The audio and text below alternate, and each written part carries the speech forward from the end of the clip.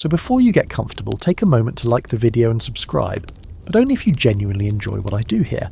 And hey, drop a comment telling me where you're listening from tonight and what time it is where you are. I always love knowing that someone in Tokyo is drifting off at midnight while someone in London is having their afternoon tea and someone in Kansas is watching the sunset. We're all here together, separated by time zones, but united by our love of strange historical rabbit holes. Now, dim the lights, maybe turn on a fan for that soft background hum, and let's ease into tonight's journey together. You open your eyes slowly, consciousness seeping back like water through cracked clay. The light filtering through your small window has that particular golden quality of early summer morning, but there's no sweetness in it for you. Only the promise of another battle against heat, humidity, and the relentless march of decay. You're lying on a rope bed, the kind where actual ropes crisscross the frame to support your mattress, and those ropes have loosened over the months, creating a slight hammock effect that makes your back ache. But that's the least of your concerns this morning. You can already smell it. That particular sourness in the air that tells you something in the kitchen has turned. It's a smell that every person in this era knows intimately. A smell that haunts summer like a ghost you can never quite exorcise. You throw off the thin linen sheet. Anything heavier would be unbearable in this heat, and pad barefoot across the wide plank floors toward the kitchen. The kitchen, if you can call it that, is really just the main room of your farmhouse. There's a massive stone fireplace dominating one wall. Cold now, because no sane person lights a cooking fire in July until absolutely necessary. The heat from cooking could raise the indoor temperature another 10 or 15 degrees, transforming your home into something resembling a bread oven, with you as the unfortunate loaf. A rough-hewn table sits in the centre of the room, and on it rests the evidence of yesterday's optimism. A ceramic crock of milk covered with a cloth, a butter dish, a partial loaf of bread, and a plate with the remnants of ham. You lift the cloth from the milk crock first, already knowing what you'll find. The smell hits you before the sight does. That unmistakable tang of milk that has crossed the threshold from fresh to sour. The surface has begun to separate. Thin, watery whey pooling around clumps of thickening curd. This milk was perfectly fine 12 hours ago. You watched your wife, or perhaps you yourself, depending on who you are in this little journey, bring it in from the evening milking, strain it through cloth to remove debris, and set it in what should have been the coolest spot in the house. And now it's ruined. Not entirely useless, mind you. Sour milk can still become cottage cheese or be used in certain baking recipes. But as something to drink, to pour over your breakfast mush, to give to your children, it's done. The butter situation is somehow more demoralising. You spent hours yesterday at the butter churn, that tall wooden cylinder, with the dasher pole that you pump up and down, until your arms feel like they might detach from your shoulders. The rhythmic sloshing, the gradual change in sound as the butter begins to form, the final triumphant moment when you open the lid to find golden clumps floating in buttermilk. It's genuinely satisfying work. And now your butter sits in its dish like a defeated soldier, edges softening, surface glistening with separated oils, slowly losing its structural integrity in the summer warmth. Historians still argue whether butter production actually increased in summer months because cows produce more milk on fresh pasture, or whether families simply couldn't keep up with the preservation challenges that warm weather created. Either way, you're looking at butter that needs to be used today or not at all. The ham is the real concern.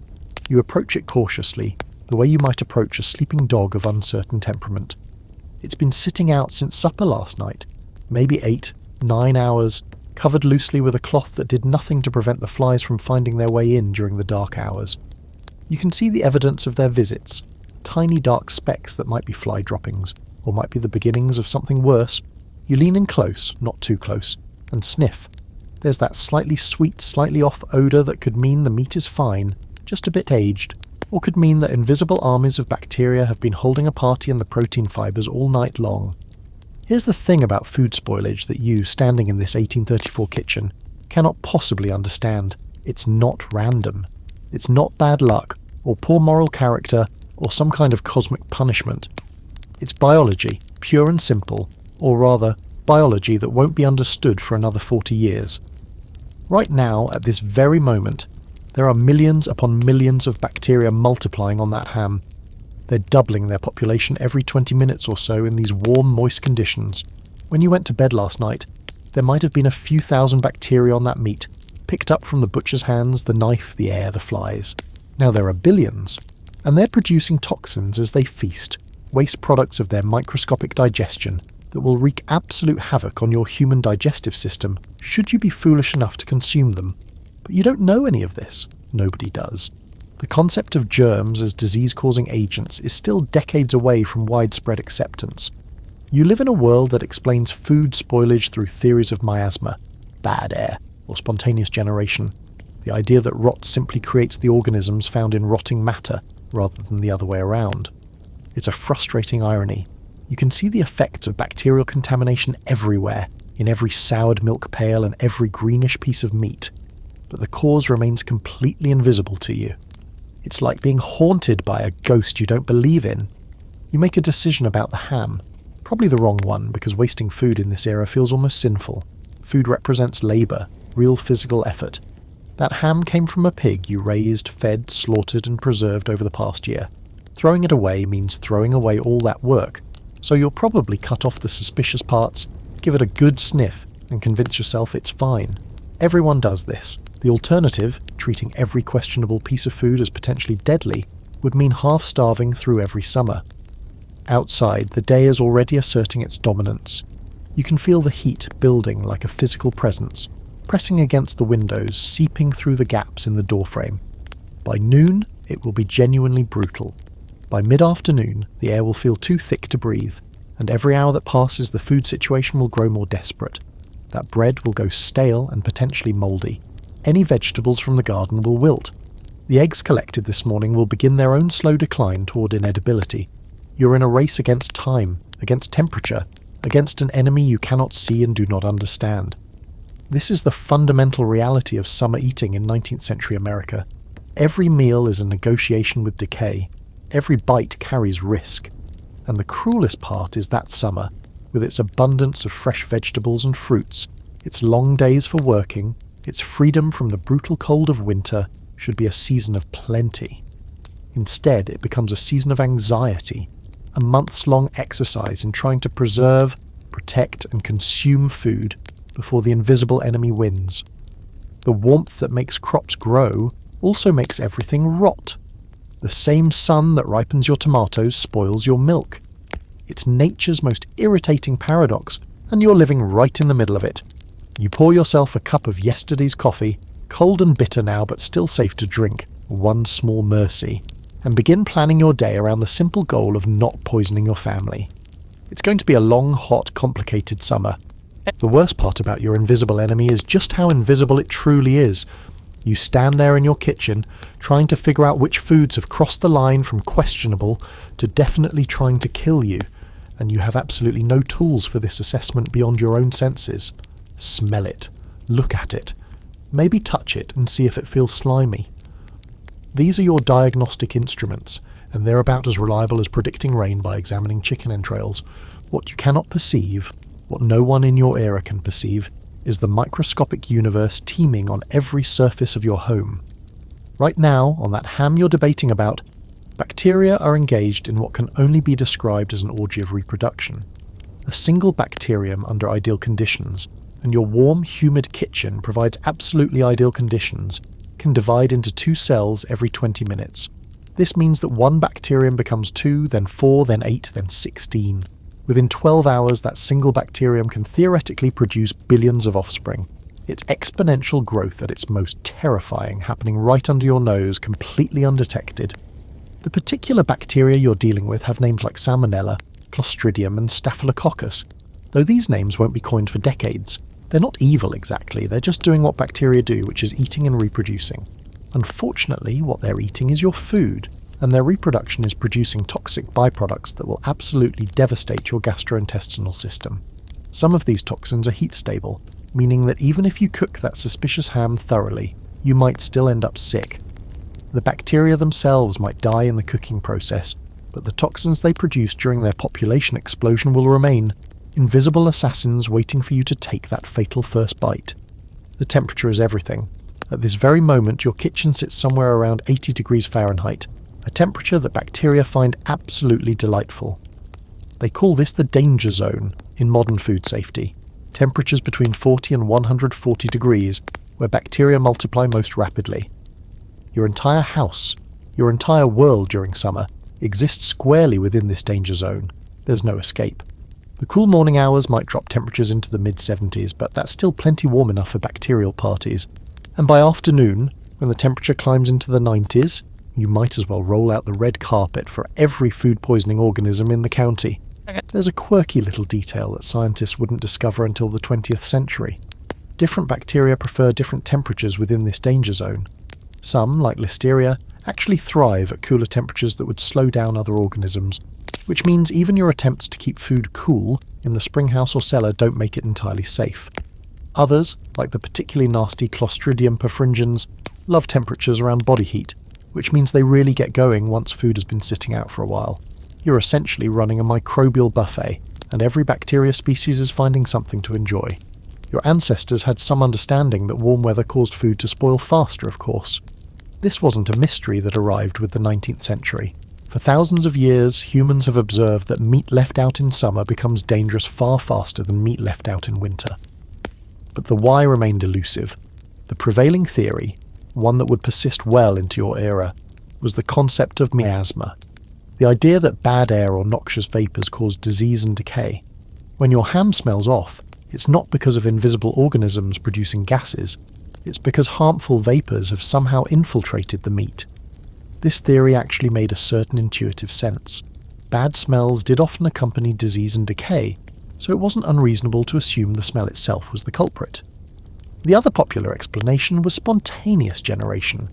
Look at a piece of rotting meat, and you'll eventually see maggots. Look at spoiling grain, and you'll find weevils. The logical conclusion, if you don't understand biology, is that the rot itself creates these creatures. They spring into existence from the decaying matter, generated spontaneously by the process of corruption. This theory had ancient roots, dating back to Aristotle, and it remained the dominant explanation for where these creatures came from. Nobody thought to ask the obvious question: could these organisms actually be causing the rot rather than resulting from it? Historians still argue whether the slow acceptance of germ theory was more about scientific limitations or social resistance to uncomfortable ideas. After all, believing in spontaneous generation was comforting in a way. It meant that decay was a natural process, an inevitable transformation of matter, not an invasion by invisible enemies. Accepting germ theory meant accepting that your world was crawling with hostile organisms you couldn't see, organisms that could kill you and your children with no warning.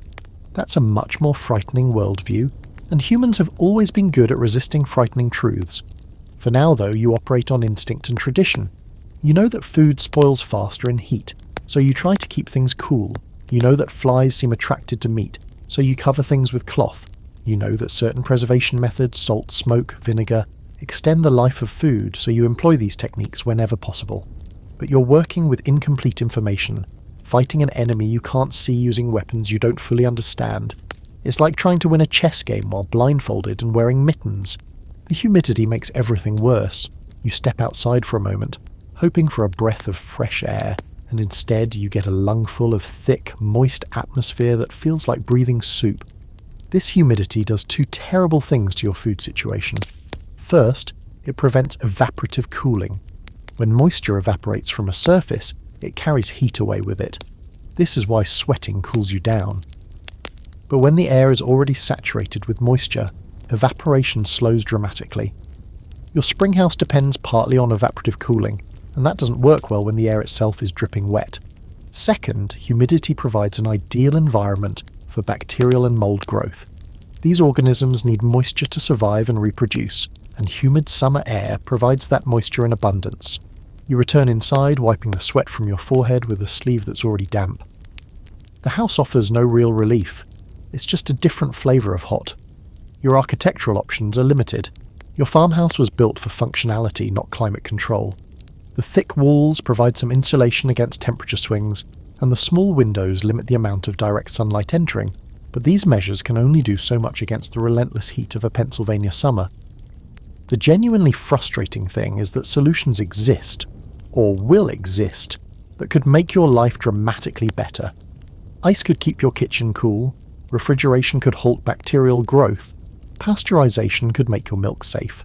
Proper food handling procedures could prevent contamination in the first place. But you don't have access to any of these things, not really. Ice is a luxury you can barely afford. Refrigeration is the stuff of fever dreams. Pasteurization won't be understood for another 30 years. You're stuck with the tools and knowledge of your time, which means you're stuck with spoiled food, sick children, and the constant anxiety of not knowing whether this meal will be the one that lays your family low. There's a cruel irony in the abundance of summer. This should be the season of plenty, when fresh vegetables pour from the garden and fruit trees bow under the weight of their harvest. You have more food available now than at any other time of year, and yet it's also the season of greatest loss when that abundance rots before you can consume it, when the cellar fills with preservation projects you can barely keep up with, when every day brings a new calculation about what needs to be eaten immediately and what might last another day or two. You glance at the ham again. The morning light is fully up now, streaming through your small windows, illuminating dust motes floating in the air, and probably bacteria too if you could see them. You could see millions of bacteria in every shaft of sunlight floating, drifting, landing on your food and your skin and your water. But you can't see them. They remain invisible, undetectable, unconsidered. And so you make your decision the way everyone in your era makes such decisions, with a shrug, a prayer and a hope that this time luck will be on your side. You slice off a piece of the ham, avoiding the suspicious edges, and place it on a piece of bread. Breakfast is served. The bacteria, unseen and untroubled, continue their feast. Your kitchen is less a room and more a battleground, though you wouldn't describe it that way. To you, it's simply where food gets prepared, where meals get cooked, where life happens in the most fundamental sense. But from a modern food safety perspective, it's a horror show, a perfect storm of conditions designed to maximize bacterial growth and cross-contamination.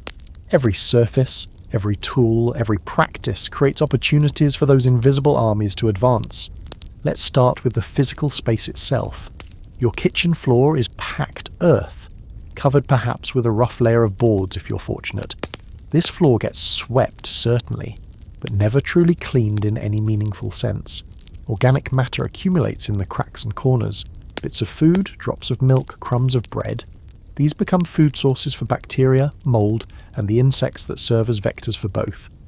When you drop something on this floor, and you will, regularly, you pick it up and continue using it. The 5-second rule would seem laughably overcautious to you. Food is precious, and floors are just floors. The walls of your kitchen are whitewashed, which actually provides some benefit. Whitewash, made from slaked lime, has mild antiseptic properties and helps brighten the dark interior of your home. But that whitewash flakes and fades, and the walls themselves are hardly impermeable. You can see the gaps between boards, the places where insects creep in at night, the small holes that might house mice or other visitors. Your kitchen is not a sealed environment, it's an ecosystem connected to the wider world of your farm through 1,000 small openings. Your cooking implements hang from hooks or sit on open shelves, exposed to whatever drifts through the air. Cast iron pans, wooden spoons, ceramic crocks, tin cups.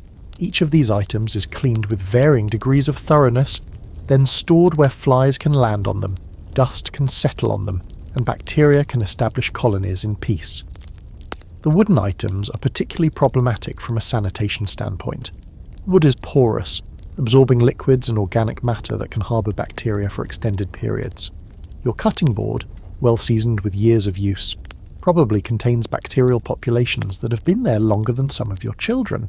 The water you use for cleaning comes from the well in your yard or from the nearby creek.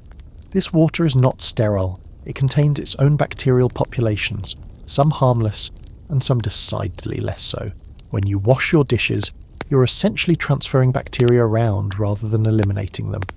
Hot water would help, but heating enough water to properly sanitize your cooking equipment would require lighting the kitchen fire, which would make the room unbearably hot. So you compromise, using water that's warm at best, sometimes augmented with a bit of lye soap that helps with grease, but does little against bacteria. And then there are the flies. Oh, the flies. They're everywhere in summer, those persistent black specks of buzzing annoyance that seem to multiply faster than you can swat them. Every door opening admits a new squadron. They land on the food you're preparing, the food you're eating, the food you're trying to preserve. They land on the ham, on the butter, on the milk jug. They land on your hands and your face and your children's faces. And here's the delightful detail that you cannot possibly know. Flies don't just land on rotting matter, they eat rotting matter.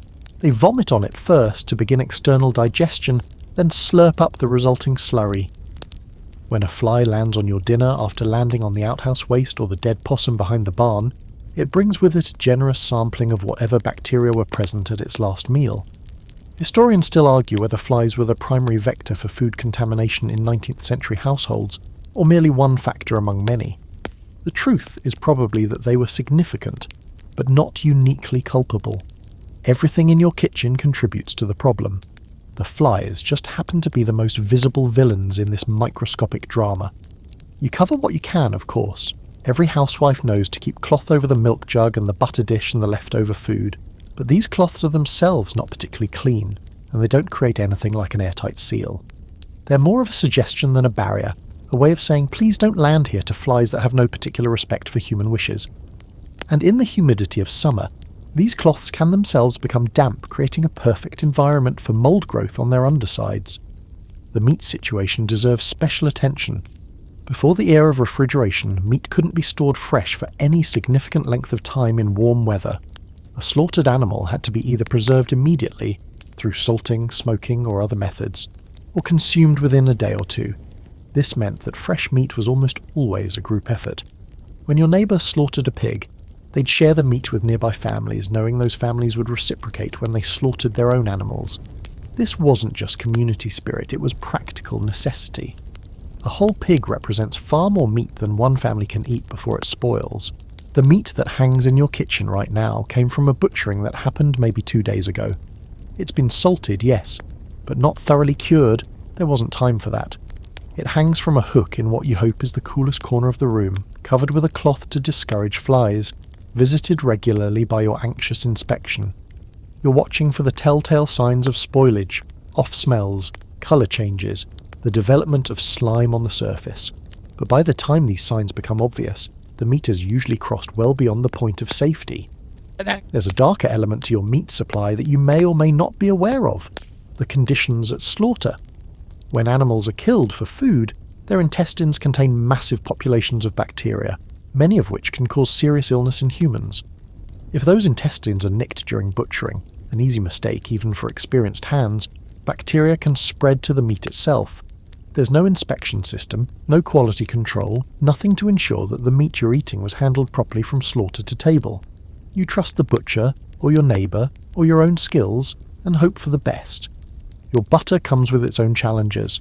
Butter in summer is a constant battle against physics. The fat in butter softens and eventually melts, at temperatures well below what your kitchen reaches on a hot July afternoon. You've tried everything.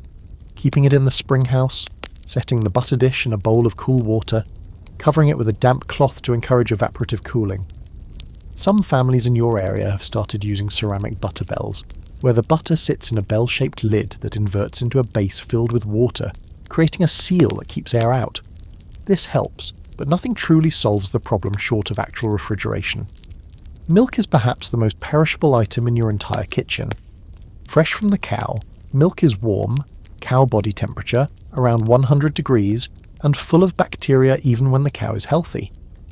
Those bacteria begin multiplying immediately. In winter, cold temperatures slow their growth, and milk might stay fresh for a day or two. In summer, that timeline compresses to hours. The milk you brought in last evening has already turned by this morning. The milk you'll collect today will likely sour before tomorrow's breakfast. You're essentially in a constant race between the cow's production and the bacteria's reproduction, and in summer, the bacteria always win. The quirky solution that some families have adopted is to simply drink sour milk rather than fighting the inevitable. Sour milk isn't spoiled in the dangerous sense. The acid produced by lactobacillus bacteria actually inhibits the growth of more harmful organisms. People drink it, cook with it, use it to make cheese and other fermented products. Your grandmother probably told you that sour milk was healthy, that the tang meant it was working in some beneficial way. She wasn't entirely wrong, though the actual mechanism would remain mysterious for decades. You look around your kitchen one more time before starting the day's work. The fire needs lighting eventually despite the heat. Food needs preparing. The cycle of cooking, eating and fighting spoilage continues as it does every summer day. You roll up your sleeves, wipe your hands on your apron, your not particularly clean apron, and get to work. There exists in your world a substance that feels almost magical in its power to preserve food and comfort bodies during the brutal summer months.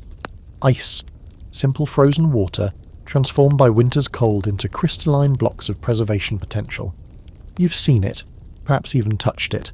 That startling coldness against your fingertips, the way it sweats in summer air, slowly surrendering its stored winter chill. Ice seems like a miracle, and in many ways, it is. But it's a miracle that most people in your position can barely access. A luxury that exists tantalizingly close, yet remains frustratingly out of reach.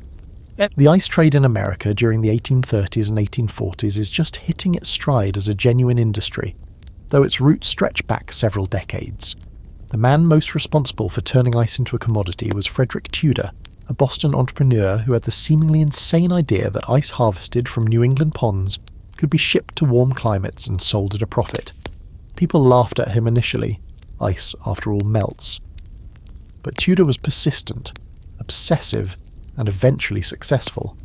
He figured out how to insulate ice during transport, how to store it for extended periods, and how to create demand in places that had never imagined ice as a purchasable product. You may have heard stories about Tudor's ice ships sailing to the Caribbean, to India, even to places like Calcutta, where wealthy colonials paid remarkable sums for the privilege of cooling their drinks. It sounds fantastical, shipping frozen water halfway around the world, but it actually works. The ice doesn't all melt during the journey. Enough survives, packed in sawdust and hay, to make the voyage profitable. Tudor became known as the Ice King, and his success spawned imitators across New England. Every frozen pond and lake became a potential gold mine, every winter a harvest season for this strangest of crops. The ice harvest itself is a remarkable operation. You might have witnessed it if you live near one of the lakes that supply the ice trade. When winter sets in and the ice grows thick enough, usually at least 12 inches, teams of men descend on the lake with specialised tools. They use horse-drawn ice ploughs to score the surface in a grid pattern, creating lines along which the ice will be cut into uniform blocks. Then the ice saws come out, long two-handled blades that two men work back and forth to cut through the frozen surface. The blocks, typically about 22 inches square, are floated through channels cut in the ice to the shore, where they're loaded onto wagons and transported to storage facilities. These storage facilities, ice houses, are engineering marvels designed for a single purpose: keeping ice frozen through the summer months. The best ice houses are partially or fully underground, taking advantage of the Earth's natural insulating properties. Their walls are thick, often double-layered with sawdust or hay packed between. The ice blocks are stacked carefully, with more insulating material packed around and between them. A well-built ice house can keep ice frozen for months, even through the hottest summer weather. You lose some to melting, of course, maybe 30 or 40% over a season, but enough survives to supply customers through the warm months. Historians still argue whether the ice trade truly democratized access to cold storage or merely created a new luxury market that excluded ordinary people. The answer is probably both, depending on where and when you lived. In major cities like Boston, New York, and Philadelphia, the ice trade grew rapidly enough that ice became available to middle-class households by the 1840s. Ice wagons made regular deliveries, and families could purchase blocks to keep in their own primitive ice boxes. But in rural areas like yours, ice remained scarce and expensive, a treat rather than a staple. The economics of ice are straightforward but unforgiving. Someone had to harvest that ice in the bitter cold of January. Someone had to store it through spring's thaws and early summer's heat. Someone had to transport it from the ice house to your door, sweating in the summer sun while their product slowly diminished with every mile. All of this costs money, in labour, in infrastructure, in losses to the inevitable melting. By the time a block of ice reaches your kitchen, it carries the accumulated costs of all these efforts, and in a world where a labourer might earn $1 or less per day, paying even a few cents for ice represents a significant portion of the household budget. The irony is exquisite. Ice, which exists in abundant supply during winter, falling from the sky for free, freezing in every pond and puddle, becomes precious during the season when you actually need it. Winter produces ice without effort, but winter is also when you don't need it. Your food stays fresh naturally when the temperature hovers around freezing. It's summer, when ice must be manufactured from stored winter supplies, that creates the demand. Nature's timing, once again, works against you. Some families in your area have attempted to establish their own small-scale ice storage.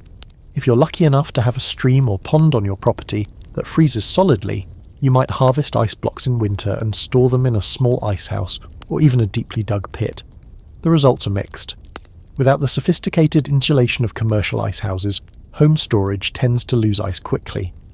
By the time July rolls around, your winter harvest may have dwindled to nothing, or to a sad remnant of what you packed away months ago. There's also the matter of ice quality to consider. Not all ice is created equal.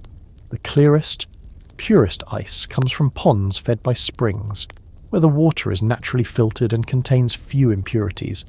Cloudy ice, formed from water containing organic matter or air bubbles, melts faster and doesn't cool as effectively. Commercial ice operations became quite particular about their sources, building reputations based on the clarity and purity of their product. Some ice was even marketed with the name of its source lake, the way wines are marketed today by their vineyard origin. The ice that reaches markets in major cities has travelled surprising distances. New England ice ships to the south. Ice from the Kennebec River in Maine becomes famous for its quality. In the winter of 1846 to 1847, a mild season will create a genuine ice famine, with prices spiking and households going without. This volatility, the dependence on weather patterns hundreds of miles away, makes ice an unreliable luxury at best. You can't plan your food preservation around something that might or might not be available, that might cost twice as much this summer as it did last summer. For now, you watch the rare ice wagon roll through your community with a mixture of longing and resentment. The wealthy family down the road takes regular deliveries. They have an ice box, a wooden cabinet lined with zinc or tin where blocks of ice keep the interior cool. Their milk stays fresh for days, their butter remains firm, their meat can be kept without immediate preservation. It's a different world from yours, and it's separated by nothing more than money. Money you don't have and can't easily acquire. You make do with what you have. The springhouse, the cellar, the cool morning hours for food preparation, the constant vigilance against spoilage. But somewhere in the back of your mind, you dream of ice. You imagine a world where every household could afford it, where cold storage was the rule rather than the exception, where summer didn't mean constant anxiety about your food supply. That world will come, eventually. But not yet. Not for you. When you cannot afford ice, and let's be honest, you cannot afford ice, you learn to understand exactly why it remains a luxury reserved for the wealthy. The economics are brutal, and they start long before a single block of frozen water reaches your vicinity. Consider what it actually costs to bring ice from a New England lake to your rural Pennsylvania farmhouse. The harvesting itself requires significant labour. Teams of men working in dangerous conditions on frozen lakes, wielding heavy saws and ice picks, loading hundreds of pounds of blocks onto horse-drawn sledges. These men need to be paid, and the work is seasonal. They can only harvest when the ice is thick enough, and the weather cold enough. A mild winter means thin ice, which means reduced harvest, which means higher prices come summer. Then there's transportation from lake to ice house. The ice houses themselves represent major capital investments: land, construction materials, insulating materials, ongoing maintenance. A commercial ice house might hold thousands of tons of ice, and it needs to be built properly or all that inventory literally melts away. The owners of these facilities expect returns on their investments. Every day that ice sits in storage, some of it melts. Shrinkage, they call it. As if the ice were a piece of cloth losing threads. This loss gets built into the price charged to consumers. Getting ice from the ice house to your town requires more transportation, more handling, more melting. Ice wagons traverse the countryside in summer, their cargo dripping steadily as the day heats up. The iceman himself needs to earn a living. His horse needs feed. The wagon needs maintenance. All of these costs accumulate, and by the time that block of ice arrives at your door, if it arrives at your door, its price reflects every hand that touched it, every mile it travelled, every degree of temperature it endured. For a typical family in your situation, buying ice regularly would consume a substantial portion of your household income. We're talking about pennies per pound, in an era when pennies matter enormously. A family might spend 25 cents a week on ice, which doesn't sound like much until you realise that 25 cents could buy a pound of coffee, or several pounds of flour, or other necessities that compete for your limited cash. When you're already stretching every cent, ice becomes an impossible luxury. The wealthy, of course, experience none of these constraints. The big house at the edge of town, the one with the columns out front and the servants' quarters in back, receives ice deliveries multiple times per week. They have a proper icebox, perhaps even an ice chest large enough to walk into, where meats and dairy and delicate fruits keep fresh for days. Their cook doesn't worry about morning milk souring by noon. Their butler serves chilled drinks at dinner parties. Ice for them is simply another household convenience, as unremarkable as lamp oil or firewood. This disparity shapes the social landscape of food in ways that extend beyond simple preservation.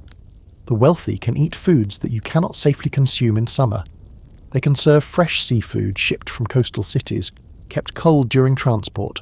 They can offer their guests ice cream, that most decadent of summer treats, which requires not just ice, but salt and cream and sugar in quantities you can barely imagine. They can maintain elaborate gardens and greenhouses, preserving delicate produce in ways that extend growing seasons beyond their natural limits. You, meanwhile, eat what keeps. Salt pork and beans, dried corn and preserved vegetables, hard cheeses that survive without refrigeration. Foods that would make a wealthy person turn up their nose, but that form the backbone of your family's diet through the summer months. Historians still argue whether this dietary divide contributed to class consciousness in 19th century America, whether the inability to access preserved fresh food created resentment that fueled social movements. The evidence is mixed, but the lived experience is clear. When your milk sours every day while your neighbour's stays fresh, you notice the difference. The middle class occupies an awkward position in this ice economy. They can afford occasional ice purchases, perhaps a block to see them through a particularly important occasion. A holiday dinner, a family gathering, a period of illness when cold compresses might ease a fever. But regular ice delivery? That's still beyond reach. They improvise, buying ice when they can, making do without when they can't, existing in a perpetual state of ice anxiety that the wealthy never experience and the poor don't bother with. There are creative attempts to stretch ice further. You've heard about families who club together to share ice costs, buying a larger block that gets divided among several households. The math works out. Larger blocks melt more slowly proportional to their mass than smaller ones, so sharing actually reduces total loss. But coordinating such arrangements requires trust, organisation, and a willingness to share that not all neighbours possess. And even shared ice is ice you have to pay for, money that comes from somewhere in your already stretched budget. Some entrepreneurs have tried to make ice more accessible through ice cream saloons and confectionery shops, where ordinary people can enjoy cold treats without maintaining their own ice supplies. These establishments buy ice in bulk, benefiting from wholesale prices, and pass some of that savings on to customers. For a few cents you can sit in an ice cream parlour and eat something cold, something refreshing, something that briefly transports you to a world where summer heat doesn't mean constant discomfort. It's not the same as having ice at home, but it's something. The peculiar result of all this is that ice becomes simultaneously commonplace and exotic. Everyone knows what ice is. Everyone has experienced cold. But the regular use of ice for food preservation remains restricted to those with means. It's like knowing that kings eat off golden plates. You understand the concept without ever expecting to experience it yourself. You stand outside in the morning heat, watching the dust rise from the road as a distant wagon passes. Maybe it's the ice wagon, making its rounds to customers who can afford its services. Maybe it's just another farmer heading to market. Either way, it doesn't stop at your place. The ice goes where the money is, and the money isn't here. You turn back toward your kitchen, toward your springhouse, toward your cellars, toward the only cold storage options you can actually access. The dream of ice remains just that, a dream. But dreams have a way of becoming realities, given enough time and enough innovation. For now, though, you work with what you have. The Springhouse stands about 50 yards from your main dwelling, built over the small creek that runs through your property. It's a simple structure, stone walls, a sloped roof, perhaps a wooden door hanging slightly crooked on its leather hinges, but it represents your best hope for keeping food cool in summer. You walk toward it now, carrying this morning's milk pail, feeling the sun already bearing down on your shoulders, even at this early hour. Inside, the air changes immediately. You can feel the temperature drop 5, maybe 10 degrees the moment you cross the threshold. It's not cold exactly, not like winter, not like ice, but it's noticeably cooler than the outside air. This coolness comes from the spring itself, which bubbles up from underground aquifers at a constant temperature year-round, somewhere around 50 to 55 degrees Fahrenheit. The water flows across the stone floor in a shallow channel before continuing out the other side of the building and joining the larger creek. Everything you want to keep cool sits in or near this flowing water. The design is ancient, really, predating written history. Humans have been using flowing water to cool food for thousands of years. The principle is simple. Water flowing across a surface carries heat away with it. Objects placed in the water, or even near the water in the cool, humid air, will lose heat to the constant flow. It's not refrigeration in any modern sense, but it's the best natural cooling system available to you. You've arranged your Springhouse with care. Stone shelves line the walls, placed at different heights to take advantage of the cooler air that settles near the water level. Your butter sits in a covered crock on the lowest shelf, actually in the water itself, where the temperature is coldest. Milk containers occupy the middle shelves, close to the water but not immersed. Higher up, where the air is slightly warmer but still cooler than outside, you store items that benefit from cool storage, but don't require the coldest temperatures. Some cheeses, preserved eggs, fruits you want to keep from ripening too quickly. The quirky detail about Springhouses that many people don't consider is the importance of water flow. Stagnant water doesn't cool effectively. It absorbs heat and just sits there, getting warmer. You need constant flow to carry away the heat extracted from your food. The springs that supply the best Springhouses are called perennial springs, meaning they flow year-round with consistent volume. A spring that dries up in summer, precisely when you need it most, is useless for food preservation. You're fortunate that your spring maintains good flow even in drought years, though this fortune is partly by design. Your ancestors chose this property partly because of this reliable water source. Historians still argue whether Springhouses significantly extended food preservation or merely slowed the inevitable spoilage. The truth lies somewhere in between. Your butter, sitting in that 50-degree water, won't melt the way it would in your kitchen. It will stay firm enough to slice, hold its shape long enough to make it to the table, but it's still not truly cold, and bacteria still multiply, just more slowly than in warmer conditions. The milk in your Springhouse might stay drinkable for a day instead of souring in hours, but it won't last a week the way refrigerated milk does today. You check on yesterday's butter, lifting the cloth cover and pressing a fingertip against the surface. It's cool, firm, acceptable. Not the hard coldness of ice-chilled butter, but workable. You transfer it to a fresh container, packing it tightly to exclude air, and set it back in the coldest spot. Then you pour this morning's fresh milk into a shallow pan. Shallow because it will cool faster than a tall container, giving bacteria less time to multiply before the temperature drops. You set this pan on a middle shelf, cover it with a clean cloth and hope for the best. The Springhouse has its drawbacks, of course. The constant dampness encourages mould growth on anything made of wood or cloth. The walls are perpetually slick with condensation, and the floor can be slippery and treacherous. Animals know about Springhouses too. You've had to chase out more than one raccoon or opossum, seeking the same cool refuge you're trying to use. And the limited capacity means you can't store everything you'd like to keep cool. Every inch of shelf space is precious, contested, carefully allocated. There's also the security question. Your Springhouse has no lock, only a simple latch that keeps the door closed against wind. A determined thief, human or animal, could easily access your stored food. In some communities, people share Springhouses, building larger structures that serve multiple families.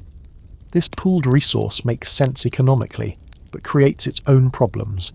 Disagreements about space allocation, accusations of theft, the challenge of coordinating access among families with different schedules and needs. You spend a few minutes tidying up, wiping down shelves, checking for any signs of spoilage or pest intrusion. The coolness feels good after even the short walk from the house. You could stay here all day, you think, hiding from the summer heat in this underground oasis. But there's work to do, and the Springhouse is for food preservation, not human comfort. As you step back outside, the heat hits you like a physical blow. The contrast makes the outside air feel even hotter than it actually is. Your body's suddenly aware of the temperature differential. You hurry back to the house, already thinking about the next trip you'll make, collecting the butter for today's meals, checking the milk's progress, maintaining the constant rotation of perishables that summer demands. The Springhouse isn't a solution to your food preservation problems. It's more like a bandage, a way of slowing the bleeding without actually healing the wound. But it's what you have, and you use it as best you can. You descend into darkness.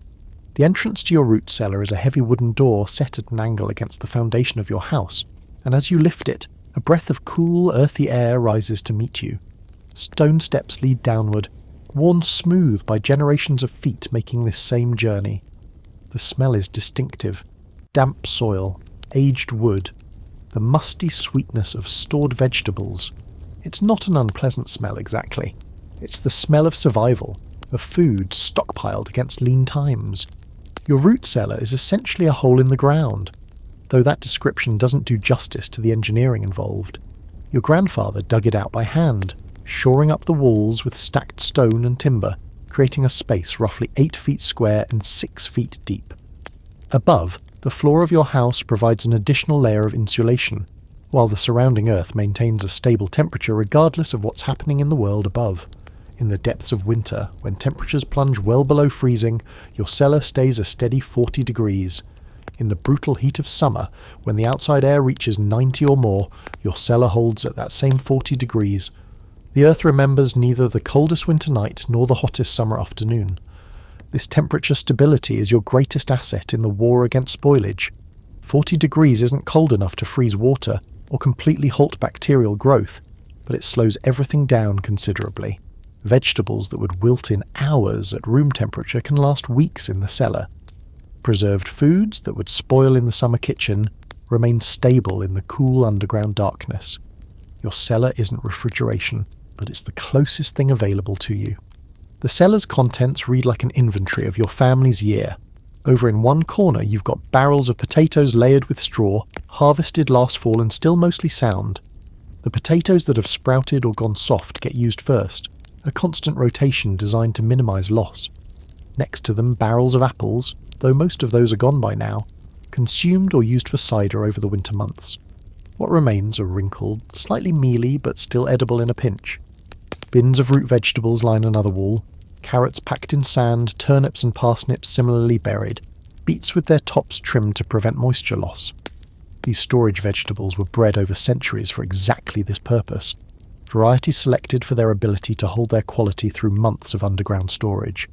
They're not as sweet or crisp as freshly harvested roots, but they're food, real food, in a season when your garden is still more promise than production. Historians still argue whether root cellars represent an improvement over older storage methods like earth-covered pits, or simply a different approach to the same basic problem. The answer probably depends on your climate and soil conditions. In areas with high water tables or heavy clay soils, a properly constructed cellar might stay too damp, encouraging rot rather than preventing it. In sandier soils with good drainage, the same cellar design might work beautifully. Your cellar seems to fall somewhere in the middle, not perfect, but functional. You've also got shelves of preserved foods down here, crocks of sauerkraut, that tangy fermented cabbage that German settlers introduced to your region, jars of pickles swimming in vinegar brine, sealed containers of preserved meat, heavily salted and packed in fat, jugs of apple cider, some of it turned hard over the winter months, providing a mild alcoholic beverage that's actually safer to drink than water in many cases. Every shelf represents hours of labour, the accumulated effort of harvest seasons past. The darkness is nearly complete once you close the cellar door behind you. You've brought a candle, its flame guttering in the slight air movement, casting dancing shadows on the stone walls. This darkness serves a purpose beyond simple necessity. Light, particularly sunlight, degrades many foods and encourages sprouting in others. Your potatoes stay dormant partly because they don't know spring has arrived. Your preserved foods stay stable partly because no light reaches them to trigger chemical changes. You move carefully through the space, your footsteps muffled by the packed earth floor. You're checking inventory, really, seeing what you have, what you need to use soon, what might last through the summer. A few potatoes have developed that telltale sweet smell of rot, and you remove them to the compost pile before they can infect their neighbours. Some of the carrots have gone soft despite the sand burial, and you set these aside for immediate cooking. The constant triage of root cellar management continues, day after day, season after season. The root cellar also provides emergency cooling capacity for items that don't normally live down here. On particularly hot days, when even the Springhouse can't keep things cool enough, you might bring the butter down to the cellar for a few hours. Fresh meat that you're planning to use within a day or two might spend time in the cellar's cool embrace. It's not ideal, the cellar wasn't designed for these purposes, and the humidity can be wrong for dairy products, but it's another tool in your limited arsenal. There's something almost meditative about being down here, surrounded by the evidence of your family's labour and planning. Every barrel and crock represents food that you grew, harvested, preserved with your own hands. This isn't a supermarket where abundance appears magically on shelves. This is survival, made visible and tangible, organised into rows and stacks that mark the difference between a comfortable winter and a desperate one. You climb back up the stairs, blinking in the sudden brightness of the surface world. The heat envelops you immediately, but that's okay. You know what waits below when you need it. Salt sparkles on the rough wooden surface of your kitchen table, a small mountain of coarse grey crystals that represents one of humanity's oldest and most reliable preservation methods. You're preparing to pack down the last of the spring pork, racing against the calendar to get it properly preserved before the summer heat makes such work impossible. Salt, you've learned, is your friend. It's also your tyrant, demanding techniques passed down through generations and punishing any deviation with ruined meat. The science of salt preservation, though you wouldn't call it that, works through a simple mechanism. Salt draws water out of organic tissue through osmosis. Bacteria need water to survive and multiply, so meat that's been thoroughly salted becomes hostile territory for the microscopic organisms that cause spoilage. The salt also creates a chemical environment that directly inhibits many bacterial species, adding a second layer of protection. It's remarkably effective when done correctly. Salted meat can last for months, even years without refrigeration. You work the salt into the pork with your hands, rubbing it into every surface, every crevice, every exposed bit of flesh. The meat is fresh, slaughtered just yesterday in a neighbour's barn, and it's your job to transform it into something that will feed your family through the summer months. The process requires generous amounts of salt, far more than seems reasonable, packed so thickly that the meat is barely visible beneath its crystalline coating. The barrel waiting to receive this pork has been carefully prepared. You've scrubbed it clean, scalded it with boiling water, and let it dry completely. Any contamination, any residue from previous contents, could compromise your preservation efforts. Into this barrel the salted meat will go, layer by layer, each piece separated from its neighbours by additional salt. You'll top it off with a weighted board to keep the meat submerged in the brine that will form as salt draws moisture from the flesh. Historians still argue whether salt packing originated independently in multiple cultures, or spread from a single point of invention. The technique appears in records from ancient Egypt, China and Europe, suggesting either remarkable coincidence or very early trade in preservation knowledge. What's certain is that by your era, salt pork has become a staple food across America, particularly for populations without access to fresh meat, sailors, soldiers, frontier settlers, anyone far from the daily markets of urban life. The quirky thing about salt preservation is that it changes not just the shelf life, but the entire character of the meat. Salt pork doesn't taste like fresh pork that's been salted. It develops its own distinctive flavour profile, intensely savoury, slightly tangy, with a firm texture that holds up to long cooking. This flavour will infuse every pot of beans, every soup, every stew you make this summer. Your family will eat salt pork in some form almost daily, so frequently that you'll barely notice it anymore. It's not so much an ingredient as a background note, the bass line to summer's culinary melody. The salt itself is a consideration. You use coarse salt, unevenly ground, because that's what's available and affordable. Fine salt would actually be less effective. The coarse crystals create air pockets and uneven coverage that allow the brine to form gradually, penetrating the meat more thoroughly. You've heard that some people add saltpeter, potassium nitrate, to their curing mix, which keeps the meat pink and adds an additional antimicrobial effect. But saltpeter costs money you'd rather spend elsewhere, and your grandmother preserved pork without it for decades. Your hands are already raw from the salt, the crystals working into every small cut and crack in your skin. This is unpleasant work, stinging and chapping and leaving your hands looking like you've aged 20 years by the end of the day. You'll slather them with lard tonight, hoping to restore some moisture, knowing you'll be doing this again tomorrow for the remaining meat that still needs processing. The finished barrel will go into the cellar, where the cool temperature will slow any bacterial activity that the salt doesn't completely halt. Over the coming weeks, you'll check it periodically, skimming any scum that forms on the surface, ensuring the meat stays submerged in its brine. If everything goes well, this barrel will supply your family with protein through the hot months, reliable and safe, if not exactly appetizing. The downsides of salt preservation are significant though. All that salt makes the meat intensely thirsty. Eating a meal heavy in salt pork will have you drinking water for hours afterward. It's also hard on anyone with kidney problems or other conditions exacerbated by sodium, and the salt itself costs money. Not as much as ice or sugar, but enough to matter in a household budget stretched thin. You buy salt in bulk when you can afford it, storing it carefully in a dry corner of your house, guarding it against moisture that would cause it to clump and dissolve. But for all its drawbacks, salt works. It's been working for thousands of years. It will continue working long after fancier preservation methods come and go. As you pack the last of the pork into its barrel, pressing out air pockets and spreading the final layer of salt, you feel connected to that ancient tradition. Humans versus decay, the same battle fought with the same weapon, from the pyramids to your humble farmhouse kitchen. Smoke curls through the air as you approach the small wooden structure at the edge of your property. The smokehouse stands apart from your other buildings, intentionally isolated in case of fire, looking like a shed that forgot to install windows. Inside, hams and bacon sides hang from hooks in the ceiling, absorbing the slow, steady smoke that rises from a smouldering fire pit below.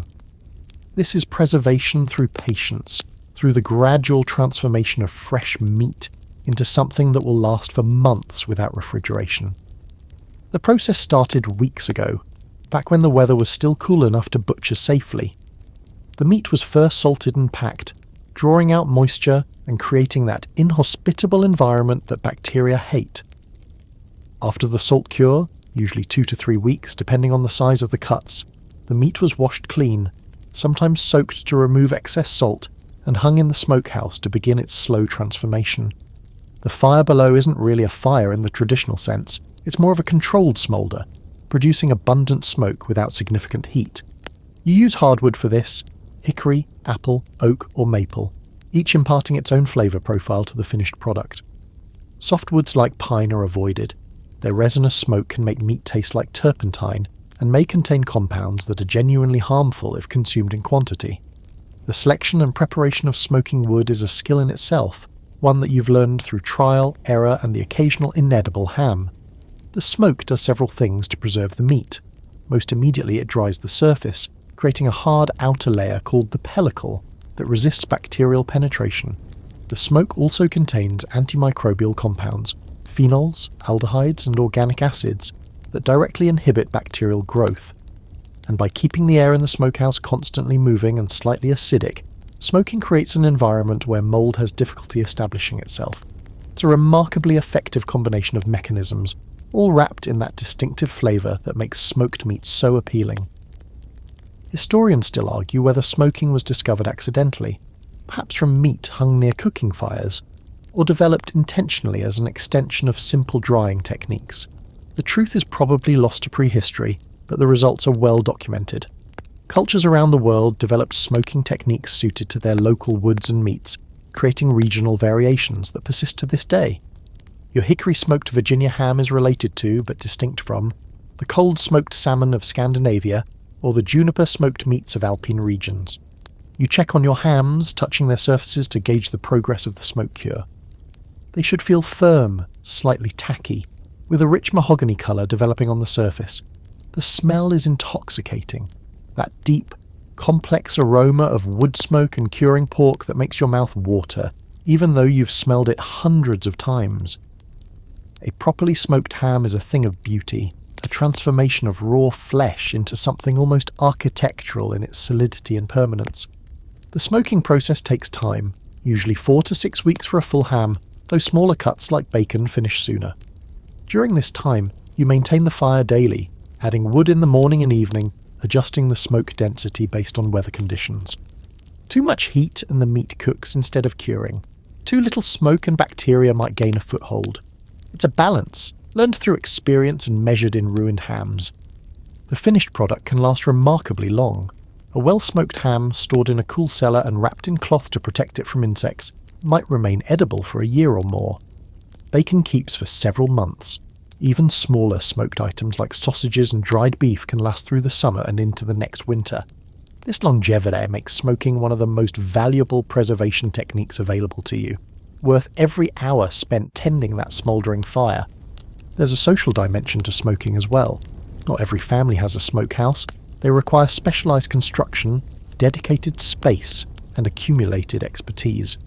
In many communities, families share smoking facilities, bringing their salted meat to a neighbour's smokehouse in exchange for a portion of the finished product or other considerations.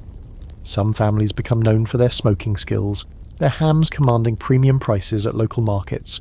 Smoking knowledge, like so many traditional skills, passes through family lines, grandmother to mother to daughter, father to son, each generation adding refinements to inherited techniques. You add a few more chunks of hickory to the fire, watching the smoke thicken and curl upward toward the hanging meat. The hams will be ready in another couple of weeks, just in time for the hottest part of summer.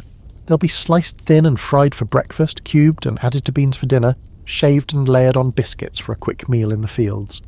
Every slice will carry the smoke's signature, a reminder of these patient weeks of careful curing. The sharp tang of vinegar fills your nostrils as you lower the last cucumber into the ceramic crock. This is pickling day, one of the most important preservation sessions of the summer, when vegetables from your garden are transformed into something that will last through the cold months ahead. Your hands are pruned from immersion in brine, your back aches from bending over crocks and jars, but there's satisfaction in watching the vegetables disappear beneath the cloudy liquid, knowing they'll emerge transformed. Pickling works through a simple mechanism: acid. The acetic acid in vinegar creates an environment so hostile to bacteria that most species simply cannot survive. The same principle applies to lactofermentation, where vegetables packed in salt create their own acid through bacterial action. But vinegar pickling gives you more control, more predictability, and often faster results. You're essentially creating a food environment so inhospitable that nothing but the food itself can exist there. Your crock contains more than just cucumbers, though cucumbers are certainly the star of the show. You've added dill heads, garlic cloves, peppercorns, and a few hot peppers for kick. These aromatics will infuse the brine, creating pickles with layers of flavour beyond simple sourness. Every family has their own pickle recipe, jealously guarded and passed down through generations. Yours came from your mother, who got it from her mother, who may have brought it from the old country or may have adapted it from a neighbour. The exact origins are lost, but the results are delicious. The vinegar itself is homemade, fermented from last year's apple cider in barrels that live in a corner of your cellar. Making vinegar is a patient process. You start with cider, let it ferment into hard cider, then let that ferment further into vinegar. The whole thing takes months, guided by a culture of bacteria called the mother that floats on the surface like a rubbery pancake. This mother gets passed from batch to batch, year to year, a living heirloom that might be decades old. Historians still argue whether the vinegar mothers used by 19th century families represented distinct local strains or were genetically similar across regions, a question that modern microbiology could probably answer but hasn't bothered to investigate. You're pickling more than cucumbers today. Green beans go into their own crock, thin and crisp, destined to become the dilly beans that your husband loves. Onions get pickled whole, small pearl onions that will add crunch and bite to winter meals. Beets turn the brine a brilliant magenta, their earthy sweetness balanced by the vinegar's sharpness. Even watermelon rinds get the pickle treatment, the white inner rind transformed into something surprisingly delicious. The quirky detail about pickling that surprises many people is how recent some popular pickled foods actually are. Pickled cucumbers have been around for thousands of years, dating back to ancient Mesopotamia. But pickled tomatoes, which you might assume are equally ancient, are a relatively recent innovation. Tomatoes themselves weren't widely accepted as food in America until the 19th century, their pickle variations even newer. Your grandmother might never have tasted a pickled tomato, your grandchildren might consider them essential. Storage is crucial for pickled goods. Your crocks are sealed with wooden lids weighted down with stones, creating enough pressure to keep vegetables submerged, but allowing gases to escape. They'll sit in the cellar for at least 2 weeks before you open them. Time for the flavours to meld and the preservation magic to complete. Some pickles improve with age, developing deeper flavours over months of storage. Others are best consumed within a few weeks before they turn mushy or overly sour. The risk with pickling is botulism, a word you don't know but a danger you understand instinctively. Clostridium botulinum, the bacteria that produces botulinum toxin, can survive in low oxygen environments like sealed pickle jars. If your acid concentration isn't high enough, these bacteria can thrive and produce toxins that cause serious illness or death. You guard against this by using plenty of vinegar, keeping everything scrupulously clean, and watching for the signs of spoilage, bubbling lids, off smells, slimy textures.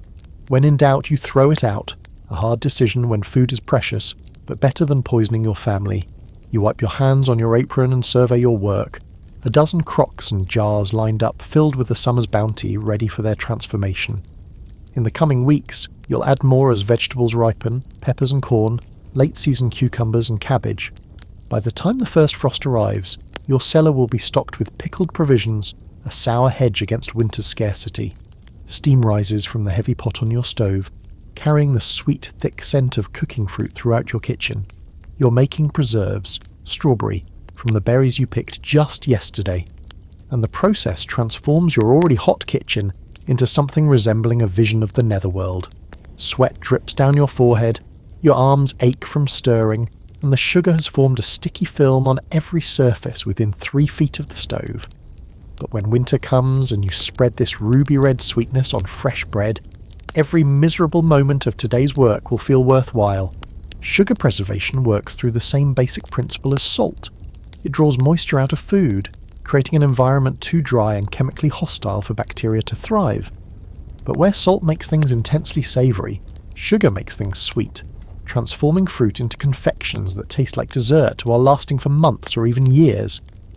A properly made fruit preserve, sealed in a clean jar, can remain safe to eat for a remarkably long time. The process requires truly astonishing amounts of sugar. Your recipe calls for roughly equal weights of fruit and sugar, pound for pound, berry for crystal. This seems excessive, and frankly it is. The resulting preserve is sweeter than any fresh fruit, concentrated and intense in a way that makes small portions satisfying. But this sugar concentration is what creates the preservation effect. Anything less, and you risk spoilage. Anything more, and you've essentially made candy. Your sugar comes from the general store in town, purchased in heavy, paper-wrapped cones that you break apart and grind yourself. It's refined white sugar, expensive enough that you use it carefully, but cheaper than it was a generation ago when sugar was strictly a luxury item. The global sugar trade has expanded dramatically in your lifetime, with Caribbean plantations producing vast quantities for export. You try not to think too much about how that sugar gets produced. The conditions on those plantations are something decent people don't discuss in polite company, but the sugar itself is undeniably useful. Historians still argue whether the expansion of sugar production in the 19th century was driven more by preservation needs or by the growing taste for sweetness in Western diets. Probably both factors reinforced each other. As sugar became more available, people developed sweeter tastes, which increased demand, which drove further production expansion. By your era, preserved fruits have become standard household provisions rather than luxuries for special occasions. The actual cooking process requires constant attention. You stand over the pot, wooden spoon in hand, stirring steadily to prevent scorching. The mixture must reach a specific consistency, thick enough to set properly, but not so thick that it turns chewy or crystallizes. You test by dropping a small amount onto a cold plate. If it wrinkles when you push it with your finger, it's done. If it runs like water, cook it longer. If it turns solid immediately, you've gone too far and will have to start over. The jars waiting to receive this preserve have been carefully prepared. You've washed them in hot water, dried them thoroughly, and warmed them slightly so they won't crack when hot preserves are poured in. Sealing is crucial. Air is the enemy of preservation, carrying bacteria and mold spores that can ruin all your work. You'll seal these jars with wax or with cloth dipped in fat, creating a barrier that keeps air out and freshness in. The quirky detail about fruit preserves is how they were often the only sweet treat available to ordinary families for much of the year. Fresh fruit is seasonal. Sugar alone isn't exactly appetizing. Honey can be expensive and strongly flavoured. But a jar of strawberry preserves represents concentrated sweetness that can be parcelled out through the year, a tablespoon at a time, making ordinary bread into something special. Children who might never taste cake or candy know the joy of preserves on Sunday morning. You're not just making strawberry preserves today, Earlier in the season, you put up cherry preserves and will do peach when those ripen. Apple butter, made from the full harvest, will join them in the cellar. Each jar represents a moment in the agricultural calendar, captured and held for later enjoyment. Together they form a sweet chronology of the growing season, available even when snow covers the ground. By the time you finish for the day, you've produced a dozen jars of gleaming red preserves, sealed and labelled with the date. Your kitchen looks like a battleground, your arms feel like lead, and you're fairly certain you've sweated out several pounds of water weight. But those jars, lined up on the shelf, represent victory over time and season. Winter mornings, months away, already taste sweeter. The morning market surges around you, a chaos of vendors and shoppers compressed into a few frantic hours. You've come to the city for the day, maybe Philadelphia, maybe Baltimore, maybe one of the smaller market towns that serve your region, and the first order of business is buying food that can't be obtained from your own farm. The race against spoilage starts the moment each vendor sets out their wares, and you're determined to find the best before the summer sun claims it. Market day begins before dawn, and you arrive with the first light, joining a stream of other shoppers converging on the market square. The vendors have been here even longer, hauling their goods through the dark streets, arranging displays in the pale pre-morning hours. Fresh produce gleams with morning dew. Fish packed in what little ice is available still shows bright eyes and pink gills. Meat that was walking yesterday hangs from hooks, still cool from the pre-dawn slaughter. This is food at its freshest, and fresh is a finite condition measured in hours, not days. You move quickly through the aisles, basket over your arm, evaluating each option with practiced efficiency. The berries, are they plump and dry, or already showing signs of mould? The eggs, are they cool to the touch, fresh from this morning's gathering? The butter, firm and sweet-smelling, or soft and slightly rancid? Every purchase requires assessment, a rapid calculation of quality against price, against how long it must survive the journey home. The fish vendor requires particular attention. Fish spoils faster than almost any other protein. Its flesh begins breaking down within hours of death, especially in warm weather. You look for the signs of freshness that your mother taught you: clear eyes, not cloudy, firm flesh that springs back when pressed, a clean smell of the sea, not a fishy stench. The vendor knows these signs too and has arranged his display to highlight his freshest specimens, burying the questionable ones underneath where only determined shoppers will find them. Historians still argue whether urban market systems in 19th century America actually improved food access for city dwellers, or simply created new problems of supply chain complexity. Before markets, you ate what you produced or what your immediate neighbours produced. With markets, you could access a wider variety of foods, but those foods travelled farther and passed through more hands, creating more opportunities for contamination and spoilage. It's a trade-off, like everything else in this era. The meat section presents its own challenges. A whole array of cuts hangs from hooks, organised by animal and quality grade. The best cuts, the tenderloins and prime roasts, have already been spoken for, claimed by wealthy customers whose servants arrived in the pre-dawn darkness. What remains for ordinary shoppers is perfectly serviceable. Stewing beef, pork shoulders, organ meats like liver and kidney that are nutritious but less prestigious. You select a piece of beef, examining it critically, pressing the flesh to check for firmness, sniffing for any off-odours. The quirky detail about 19th century meat markets is the complete lack of refrigeration in the market itself. The meat you're examining has been at ambient temperature since it arrived at the stall, maybe an hour, maybe 3. The vendor sprinkles water on it periodically to keep it looking fresh, which actually accelerates bacterial growth by providing the moisture bacteria need. Everything about the market display is designed to make meat look appealing, not to make it safe. Your job as a shopper is to see through the presentation to the reality beneath. Dairy products require similar skepticism. The butter at this stall came from a farm somewhere in the surrounding countryside, churned yesterday, or maybe the day before, transported through the warm night in a covered wagon that provided minimal cooling. The cheese might be fine. Hard cheeses are relatively stable, but the soft cheeses are gambling propositions. The milk? Well, you don't buy milk at market. You know better than that. City milk has a reputation that keeps sensible shoppers away. You bargain with vendors, haggling over prices in the traditional way. The later in the morning it gets, the more eager vendors become to sell. Unsold food is wasted food, and wasted food represents wasted effort and lost money. But late morning bargains come with risk. that discounted meat has been sitting at warm temperatures for hours now. Sometimes the cheap price isn't worth the gastrointestinal consequences. By mid-morning, your basket is full and your purse is lighter. You've got beef for dinner, eggs for the week, butter that seems acceptable, a few specialty items you can't produce yourself. The journey home stretches ahead of you, hours on a wagon or on foot, during which everything in your basket will continue its slow march towards spoilage. You hurry, knowing that every minute counts. The butcher's day begins in darkness, hours before you rise from your bed, because the alternative is unthinkable. Meat production in summer is a race against time that starts with a living animal and ends, ideally, with cuts of flesh cool and fresh on the market stall before the sun climbs high enough to turn everything dangerous. You might never witness this process directly, but understanding it helps you understand why fresh meat is such a precious and precarious commodity in your world. The slaughter itself happens in the coolest hours, usually between 3 and 5 in the morning, in specialised facilities or the back rooms of butcher shops. Animals destined for that day's market were brought in the evening before, kept overnight in pens, then dispatched with efficiency born of daily practice. The butchers work by lamplight, their movements quick and sure, transforming living creatures into carcasses, carcasses into primal cuts into the portions that will hang from hooks at dawn. Speed matters enormously.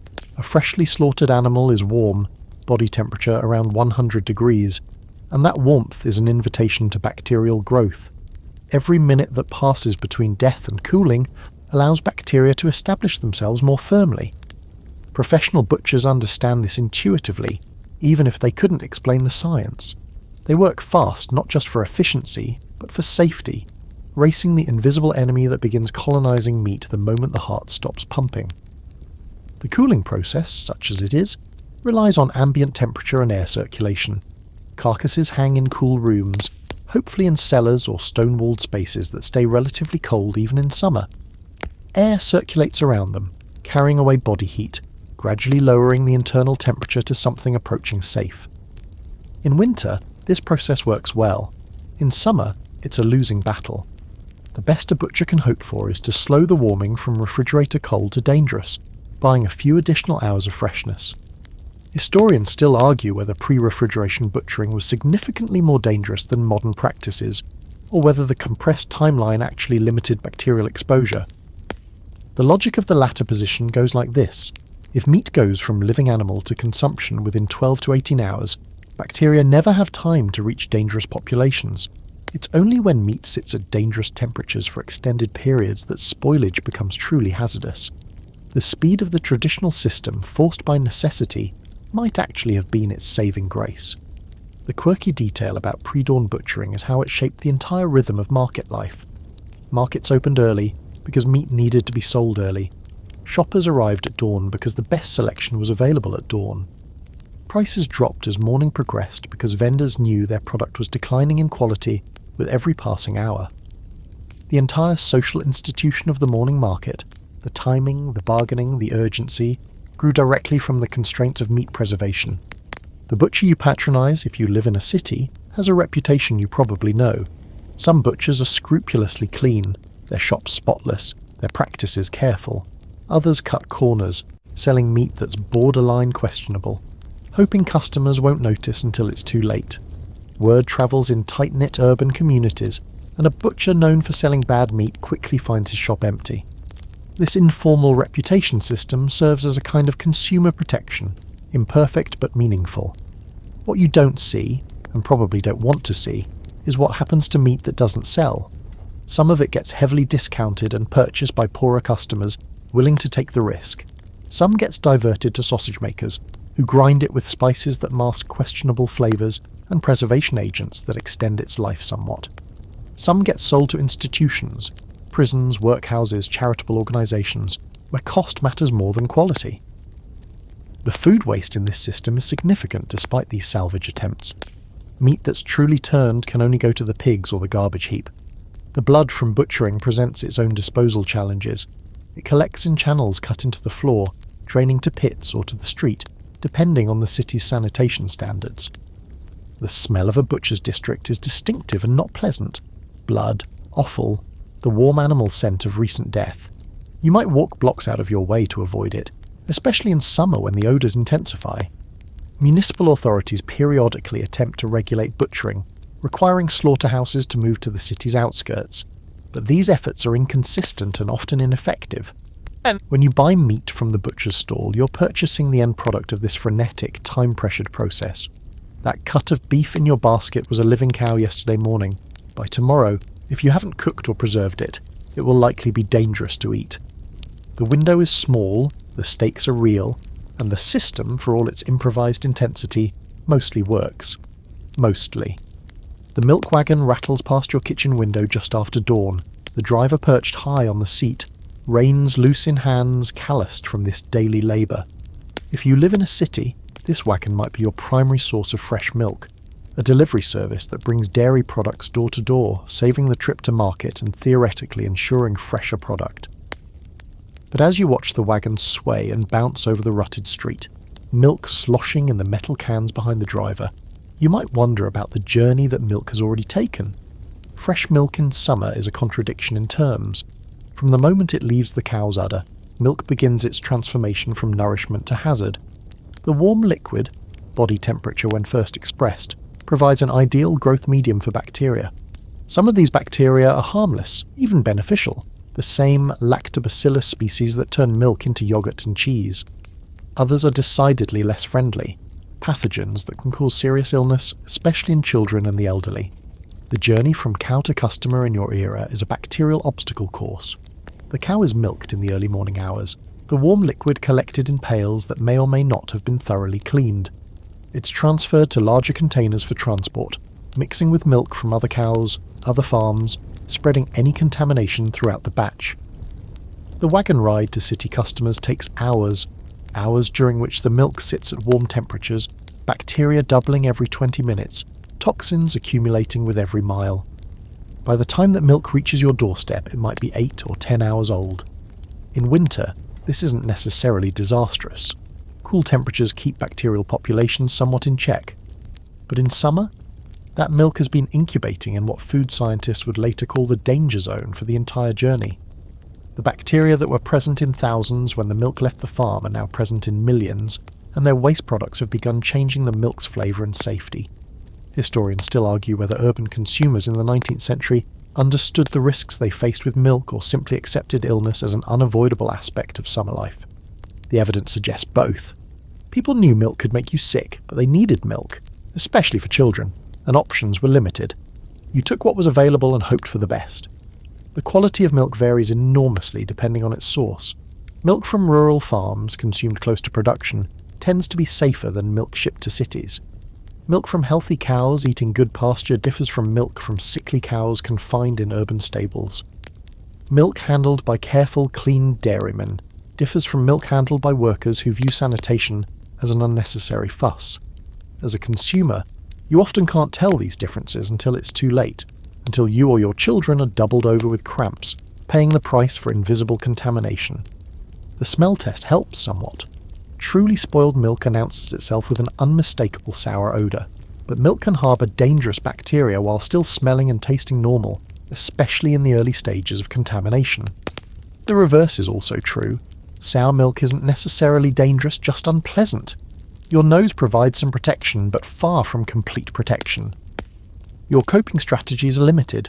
You might boil milk before consuming it, a practice that kills bacteria and extends shelf life, but also changes the flavour in ways many people dislike. You might skim the cream immediately and churn it into butter, processing the most valuable part of the milk before it can spoil. You might simply accept that summer milk is unreliable and reduce your family's consumption, relying more heavily on other beverages and protein sources. The alternative, keeping your own cow, is practical in rural areas, but nearly impossible in cities, where space and feed are scarce and expensive. Some urban families keep goats, smaller and more manageable than cows, with milk that some believe is more digestible. But most city dwellers depend on that milk wagon, on the uncertain quality of purchased dairy, on luck and prayer to keep their families healthy through the summer months. That wagon rolls on down the street, stopping at houses where customers have left out their empty pails for refilling. The driver ladles milk from his cans, makes change, moves on to the next stop. From here, the race intensifies. Each customer must now get their milk into whatever cool storage they have available, consume it quickly, or watch it transform into something neither appealing nor safe. There's a darker chapter in the story of urban milk, one that haunts the city streets and fills children's hospital wards with tiny patients. The swill milk trade, as it comes to be known, represents one of the most horrifying intersections of industrial production and food supply. A scandal that kills thousands before public outrage finally forces reform. You might have heard whispers of it, rumours that circulate through your neighbourhood about certain milk sources to avoid. The truth, when it emerges, will prove worse than the rumours. The system works like this. In cities across America, distilleries produce whiskey and other spirits from grain. The production process leaves behind a waste product called distillery slop or swill. The grain mash after fermentation has extracted its alcohol. This swill is wet, warm and faintly nutritious, and disposing of it in large quantities presents a problem. Someone at some point had the idea of feeding it to cows. Cows will eat swill, it keeps them alive, and they produce milk. What results is a horror show. Cows fed exclusively on distillery waste become sick, their bodies breaking down from malnutrition and the unnatural diet. They develop lesions, lose their teeth, can barely stand. Their milk reflects their ill health, thin, bluish-white, lacking the cream and nutrients of proper milk. But this milk can still be sold, especially to desperate urban populations who have no better options. The swill milk dairies cluster around distilleries, grim operations where rows of sick cows stand in their own filth, fed on nothing but the steaming slop piped directly from the distillery next door. The conditions are unsanitary beyond description, the cows so weak that many die and are replaced on a constant rotation. The milk they produce carries not just malnutrition, but bacterial loads far exceeding even the questionable milk from healthy farms. To make this thin, blue milk marketable, producers doctor it.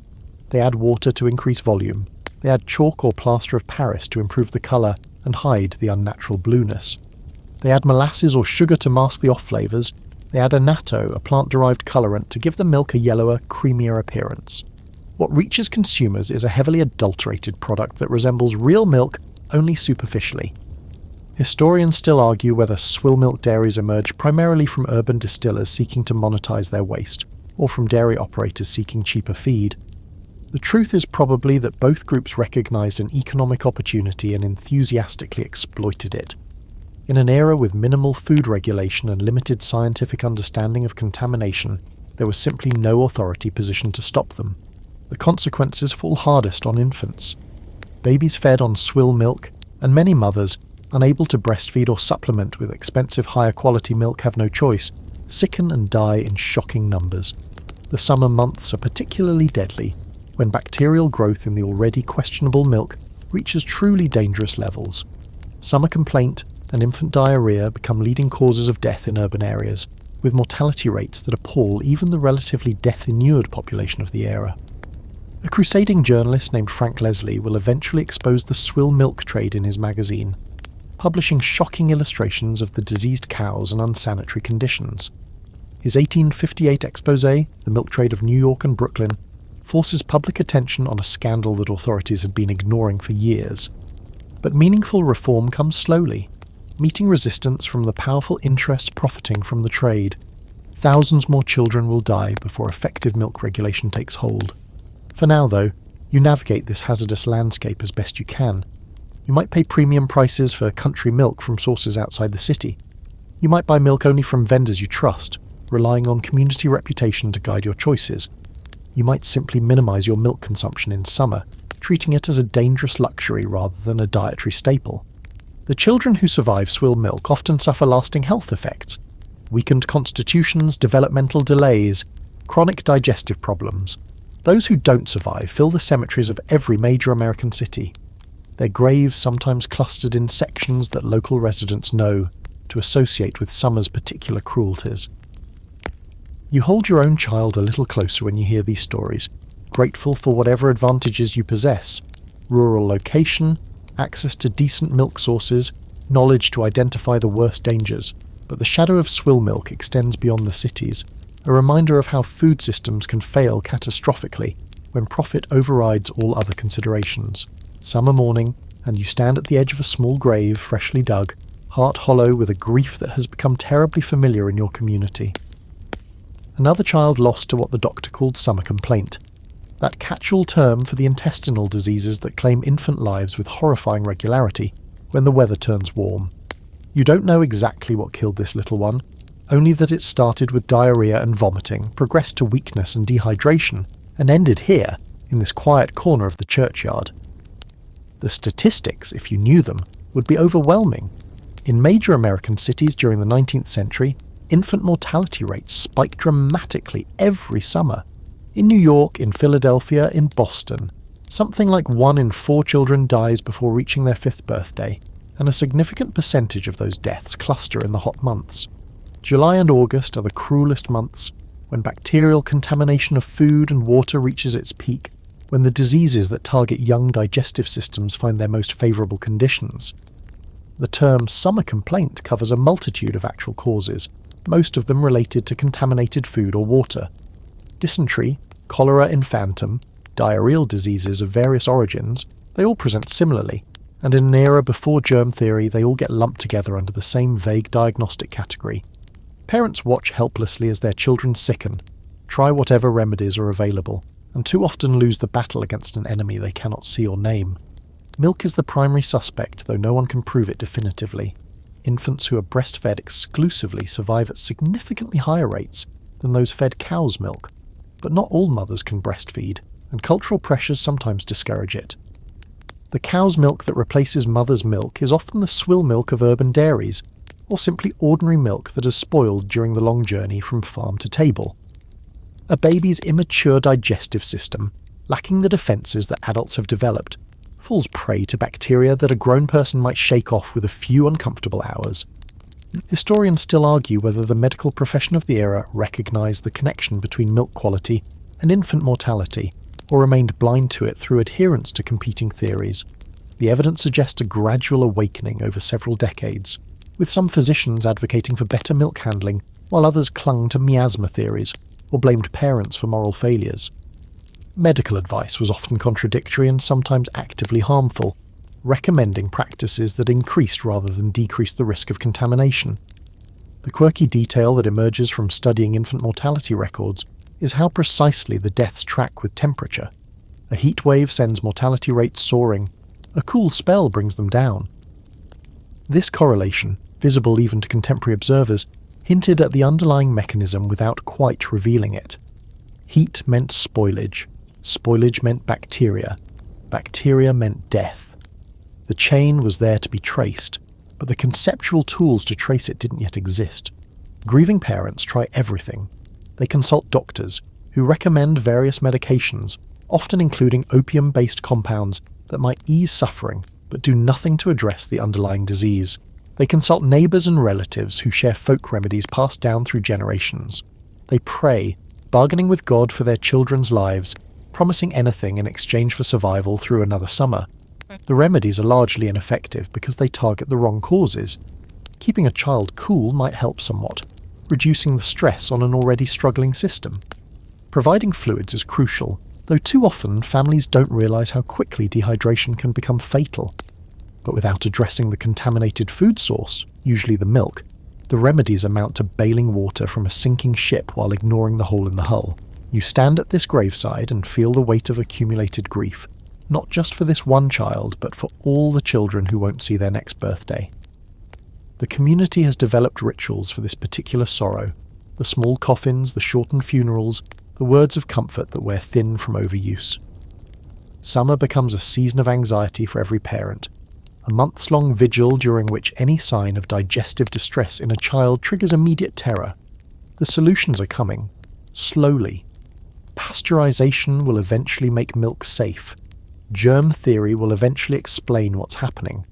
Public health measures will eventually drive down infant mortality to levels that would have seemed miraculous to your generation. But none of that helps you now, standing in this cemetery, mourning another lost possibility. Your stomach cramps violently and you double over, one hand bracing against the wall while the other clutches your midsection. This is the price you pay for yesterday's questionable ham, that meat you should have thrown out but couldn't bring yourself to waste. Every person in your era knows this feeling intimately, the gut-wrenching misery that comes from eating food that your invisible enemies have already claimed. The symptoms hit hard and fast when foodborne illness strikes. Nausea arrives first, a queasy unsettling in your stomach that signals something has gone wrong. Then the cramps begin, waves of pain that seem to grip your entire abdomen. The diarrhea follows, urgent and explosive, sending you to the outhouse repeatedly until you lose count. Vomiting may accompany the diarrhea, your body trying to expel the invaders from both ends simultaneously.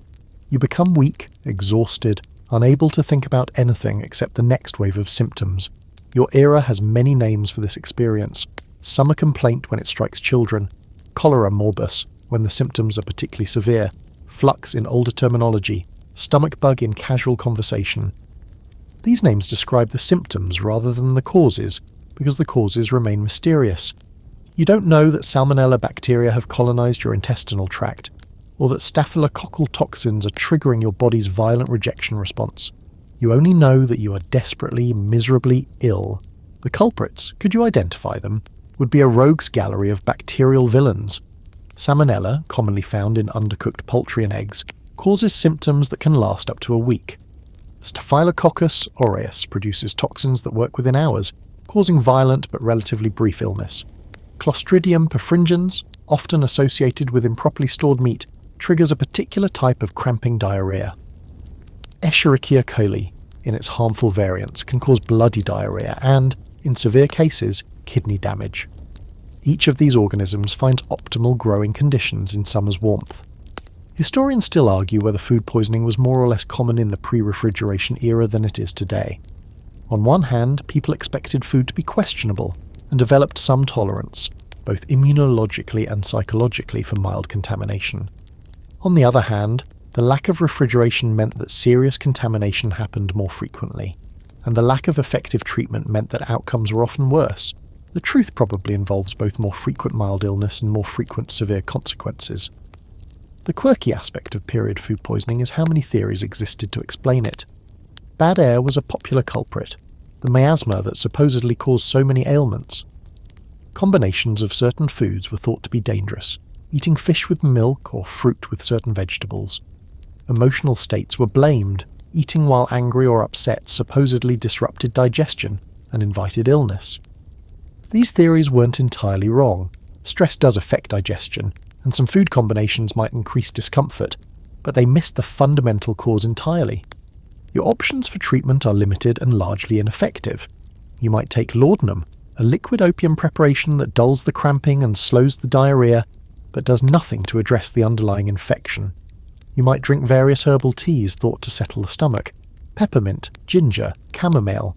You might try to eat something bland, toast, rice water, weak broth, to give your system something to work with. Mostly, you suffer and wait for your body to fight off the invasion on its own. The danger in severe cases is dehydration. As your body expels fluids through vomiting and diarrhea, you lose water and essential minerals at an alarming rate. Replacing those fluids is crucial, but in the throes of illness, keeping anything down becomes difficult. A case of food poisoning that a modern person might treat with Gatorade and Imodium could kill a 19th century victim through simple fluid loss, especially if that victim is already weakened, very young or very old. You spend the day in misery, shuttling between bed and outhouse, sipping water when you can keep it down, cursing that ham and promising yourself you'll never make that mistake again. But you will, of course. Everyone does. In a world where throwing away food feels sinful and fresh food is precious, the risk of eating questionable provisions never entirely goes away. You simply hope the next time won't be worse. Your mother arrives at your bedside with a cup of something dark and bitter, insisting it will help. This is the reality of medical treatment in your era, a jumble of folk remedies, patent medicines, and increasingly desperate measures, all aimed at symptoms that no one truly understands. When food poisoning strikes, you reach for whatever tools your culture provides, hoping that tradition contains wisdom even if it can't provide explanation. The remedy in that cup is probably charcoal water. Activated charcoal, made by burning wood in specific conditions, has been used for digestive complaints for centuries, based on the observation that it seems to absorb toxins and settle upset stomachs. This isn't entirely wrong. Modern medicine still uses activated charcoal in certain poisoning cases, but the charcoal your mother prepared at home, burnt from cooking wood and mixed with water, is far less effective than the medical grade version that will come later. Still, it probably won't hurt, and the placebo effect is powerful. Brandy or whiskey appears in many treatment regimens for stomach complaints. The logic seems to be that alcohol is antiseptic and settling, that it might kill whatever is causing the illness. In reality, alcohol irritates an already irritated digestive tract, providing only the sensation of warmth and the mild numbing of discomfort that comes with intoxication. But it's what people have always done, and tradition carries weight even when evidence is lacking. Laudanum is the heavy artillery of 19th century medicine, and you've probably been offered it by now. This tincture of opium in alcohol is the go-to treatment for almost any painful condition, from headaches to childbirth to digestive agony. It works, in the sense that it provides powerful pain relief and slows the muscular contractions driving your diarrhea.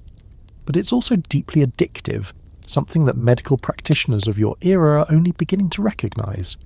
Many patients who survived their original illness find themselves dependent on the very medicine that treated it.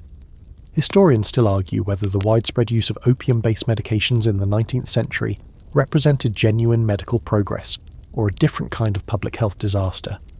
The drugs did provide relief that no other available medication could match, but they also created generations of addicts, people who couldn't function without their daily dose of laudanum or paregoric, or one of the many other opiate preparations sold openly in pharmacies and general stores.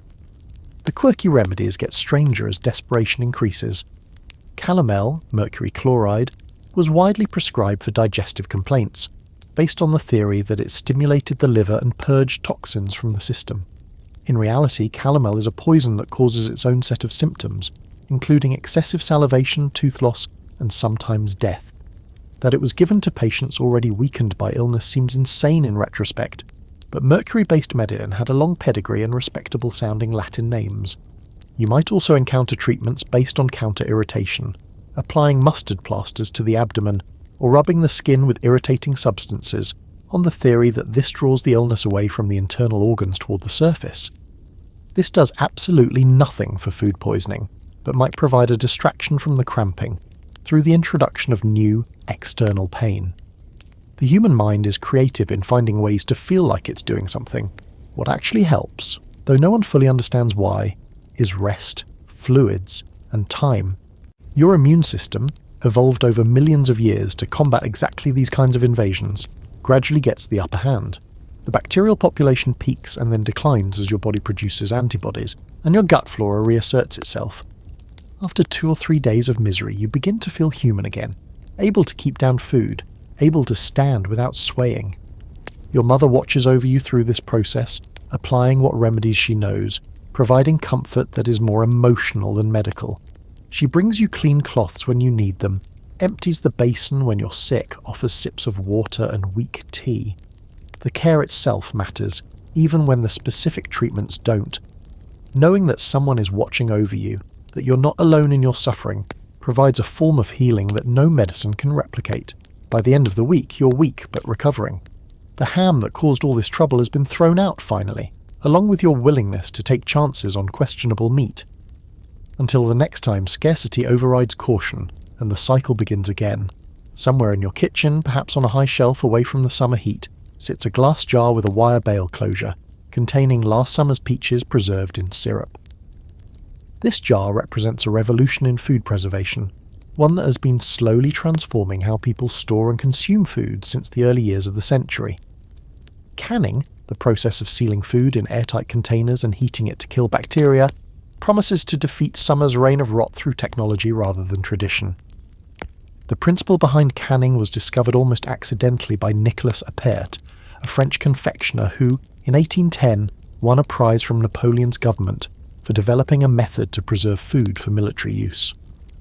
Appert didn't understand why his method worked.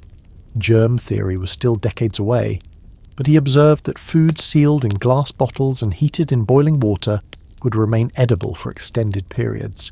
He called the process the art of preserving all kinds of animal and vegetable substances for many years, and that wasn't an exaggeration. The science, as later researchers would discover, involves killing bacteria through heat while excluding new bacteria through the airtight seal. When you seal food in a jar and process it in boiling water, the heat destroys most, though not all, of the microorganisms present. As the jar cools, the lid seals tightly, preventing recontamination. The result is food that can last for years in a stable state, immune to the seasonal spoilage that otherwise constrains your diet. Canning technology has evolved rapidly since Appert's time. Tin cans, invented by Peter Durand shortly after Appert's discovery, replaced fragile glass jars for commercial and military applications. The famous or infamous phrase "sold by the case" for canned goods enters the language as manufacturers scale up production. By your era, canned goods are becoming increasingly available in stores, though they remain expensive compared to fresh or home-preserved foods. Historians still argue whether home canning in the 19th century actually reduced food poisoning rates, or introduced new dangers that offset the benefits. The problem is botulism. Clostridium botulinum, the bacterium that produces botulinum toxin, thrives in exactly the low-oxygen environments created by canning. If processing isn't thorough enough to kill these spores, they can germinate inside the sealed jar, producing one of the most potent toxins known to science. Early canners didn't know this, and deadly outbreaks of botulism poisoning occurred with disturbing regularity. The signs of a failed can are sometimes obvious: bulging lids, spurting liquid when opened, off smells, and sometimes subtle or absent. You learn to inspect every jar carefully before consuming its contents, pressing the lid to check for proper vacuum seal, looking for any discoloration or unusual texture. But these precautions aren't foolproof, and even experienced canners sometimes open jars that look fine and contain deadly toxins. The quirky aspect of early canning is how experimental the process remained. Without a clear understanding of bacterial behaviour, home canners developed rules of thumb through trial and error. Processing times varied wildly. Some recipes called for brief immersion in boiling water, while others recommended hours of processing for the same foods. The lack of standardization meant that results were inconsistent, with some batches lasting years and others spoiling within weeks. Your own canning efforts, if you engage in them, probably follow recipes handed down from relatives or acquired from neighbours. You put up tomatoes in late summer, fruits when they ripen, vegetables when the harvest exceeds what you can eat fresh. The work is hot, exhausting, and time-consuming, sterilizing jars, preparing food, processing in the canning kettle, cooling and storing. But each jar that seals properly represents food banked against winter's scarcity, summer's abundance captured in glass. The commercial canning industry is expanding rapidly, promising convenience and reliability that home canning can't always match. You can buy canned milk, canned meat, canned vegetables, even canned oysters shipped from coastal regions to landlocked areas. These products are expensive and sometimes suspicious. Canning factories are occasionally even less sanitary than home kitchens. But they represent the future of food preservation, a world where seasonal constraints might eventually become irrelevant. That jar of peaches on your shelf could be delicious and safe, summer sunshine captured for winter enjoyment. It could also, through no fault you can detect, be harbouring invisible poison. You'll open it eventually, inspect it carefully, taste it cautiously, and hope. Hope is the universal ingredient in 19th century food preservation. A new piece of furniture appears in middle-class kitchens across America during the 1840s and 1850s, a wooden cabinet lined with zinc or tin, designed to hold ice and keep food cold. This is the icebox, ancestor of the modern refrigerator, and its arrival marks a turning point in the domestic battle against summer spoilage. You might not own one yet, they're expensive, and they require regular ice deliveries that add to their cost. But you've probably seen one, and you almost certainly want one. The icebox works on simple principles: insulated walls, usually lined with zinc to prevent rot and facilitate cleaning, surround a compartment where ice goes on top. Cold air, being denser than warm air, sinks downward, cooling the compartments below where food is stored. A drain carries away the meltwater, which must be emptied regularly from a pan at the bottom. The whole system depends on a continuous supply of ice. As the ice melts, the cooling effect diminishes, and eventually you're left with nothing but a wooden cabinet. The designs have grown increasingly sophisticated since the first commercial iceboxes appeared in the 1830s. Early models were little more than insulated boxes, losing ice quickly and providing minimal cooling. Modern iceboxes, modern by your standards, feature double-walled construction with sawdust, charcoal, or cork insulation between the walls. Some have multiple compartments, allowing different temperatures for different foods. The most elaborate models include separate chambers for ice, meat, dairy, and vegetables, optimizing the cooling for each type of food. Historians still argue whether the icebox genuinely transformed American domestic life, or whether its impact has been exaggerated by nostalgic retrospection. The expense was certainly a barrier. A good icebox cost several weeks' wages for a working-class family, and the ongoing ice cost could equal or exceed the initial purchase price within a year. Only middle-class and wealthy households could afford to operate iceboxes regularly, leaving the majority of the population still dependent on traditional preservation methods. The quirky detail about iceboxes is how they changed shopping and eating patterns for families that had them. With reliable cold storage, you could buy perishables in larger quantities and less frequently. You didn't need to shop every day for milk and meat. Weekly trips might suffice. You could keep leftovers longer, reducing waste. Fresh foods that would have been impossible to store, like fresh fruit, cream and delicate vegetables, became regular features of the icebox household diet. The ice delivery creates its own domestic rhythm. The iceman comes on a schedule, every day for households that can afford it, every other day or twice weekly for those watching expenses. He carries blocks of ice with large iron tongs, navigating kitchens and back stairs with practiced efficiency. A card in your window, rotated to show the desired amount, tells him how much to leave. Some families develop personal relationships with their icemen, trusting them with access to their homes and kitchens. Your icebox, if you have one, becomes a kind of household shrine to preservation. You arrange foods carefully, maximising cooling efficiency. Milk and meat in the coldest spots near the ice, hardier items in the warmer lower regions. You monitor ice consumption anxiously, knowing that running out means running back to traditional preservation methods until the next delivery. On the hottest days, the ice melts faster, and you might find yourself paying for supplemental deliveries to maintain cooling through particularly brutal stretches. The icebox doesn't solve all your food problems. Ice can't make spoiled food fresh again. It can only slow the inevitable decline. Items left too long in even a well-iced box will eventually go bad. And the icebox creates new concerns: meltwater contamination, the challenge of keeping the interior clean, the growth of mould in the perpetually damp environment. But these problems seem manageable compared to the alternative of no cold storage at all. Looking at your icebox, you might imagine a future where cold could be produced mechanically, without the labour and expense and uncertainty of natural ice. That future is coming, closer than you might think, though the technology will take decades to become affordable for ordinary households. For now, the icebox represents the best solution available: a marriage of simple physics, industrial ice harvesting, and domestic ingenuity that makes summer slightly less tyrannical. The ice wagon pulls up outside your home, the horses' hooves clattering on the cobblestones, and you hear the familiar call, "Ice! Ice for sale!"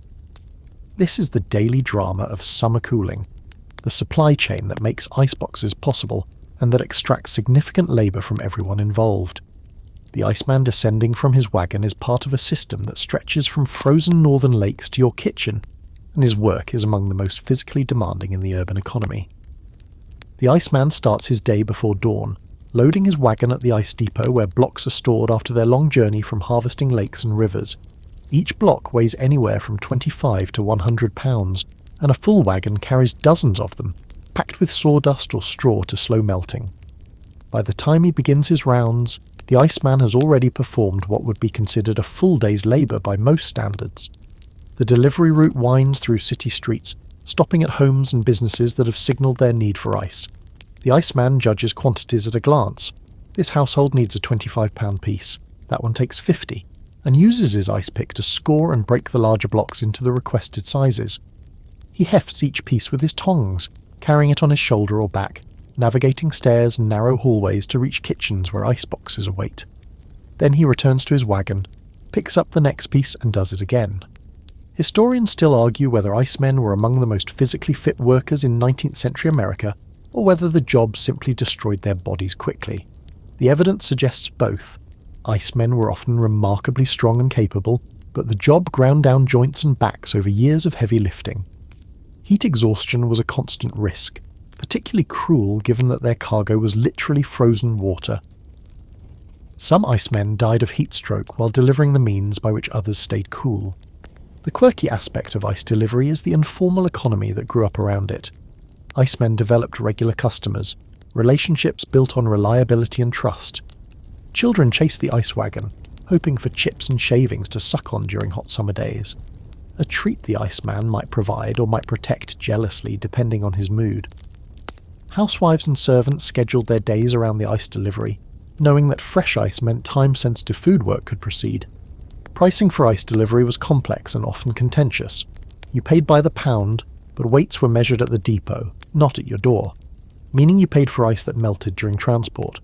Hot days meant faster melting and effectively higher prices for the same cooling effect.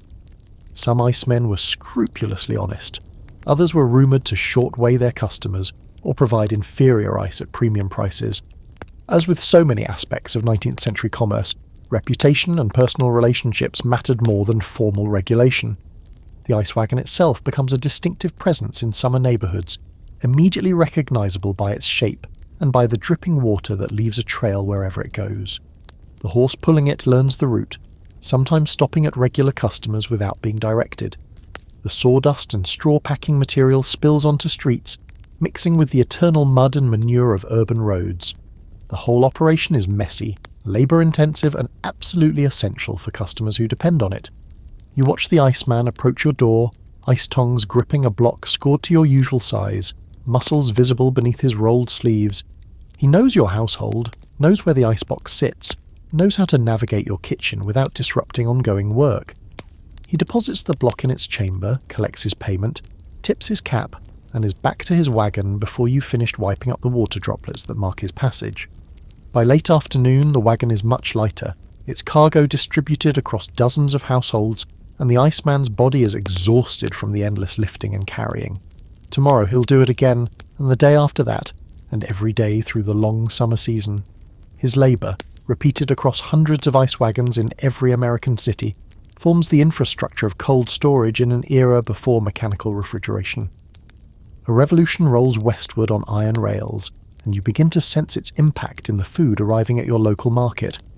The railroad has been expanding rapidly across America, connecting regions that were previously separated by weeks of travel, and one of its most transformative effects involves food distribution.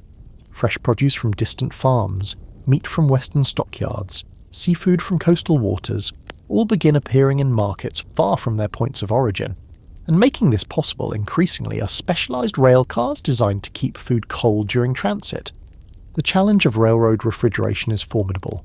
Ordinary freight cars absorb heat from the summer sun, reaching internal temperatures that would spoil perishables within hours. Early attempts at shipping perishable goods by rail often ended in disaster. Meat arriving rancid, fruit arriving rotten, entire carloads fit only for the garbage heap. The economic losses were staggering, and the potential gains from solving the problem equally impressive. The solutions that emerge are elegantly simple in principle, devilishly difficult in practice. Refrigerated rail cars, reefers, in the industry slang, use ice to maintain cold temperatures during transit. The ice sits in compartments at the ends of the car with bunkers designed to circulate cold air over the cargo. Proper insulation, careful loading, and regular re-icing at stations along the route can keep temperatures low enough to preserve meat, dairy, and produce across transcontinental distances. Gustavus Swift, a butcher and entrepreneur, becomes one of the pioneers of refrigerated meat transport in the 1870s. Swift realises that shipping live cattle from western ranges to eastern slaughterhouses is enormously wasteful. You're transporting bones and hooves and inedible parts that consume freight space and eat expensive feed during the journey. If instead you could slaughter in Chicago and ship only the valuable cuts, refrigerated against spoilage, you could transform the economics of meat production. His success, built on innovative railcar designs and the political muscle to overcome railroad company resistance, helps create the modern meatpacking industry.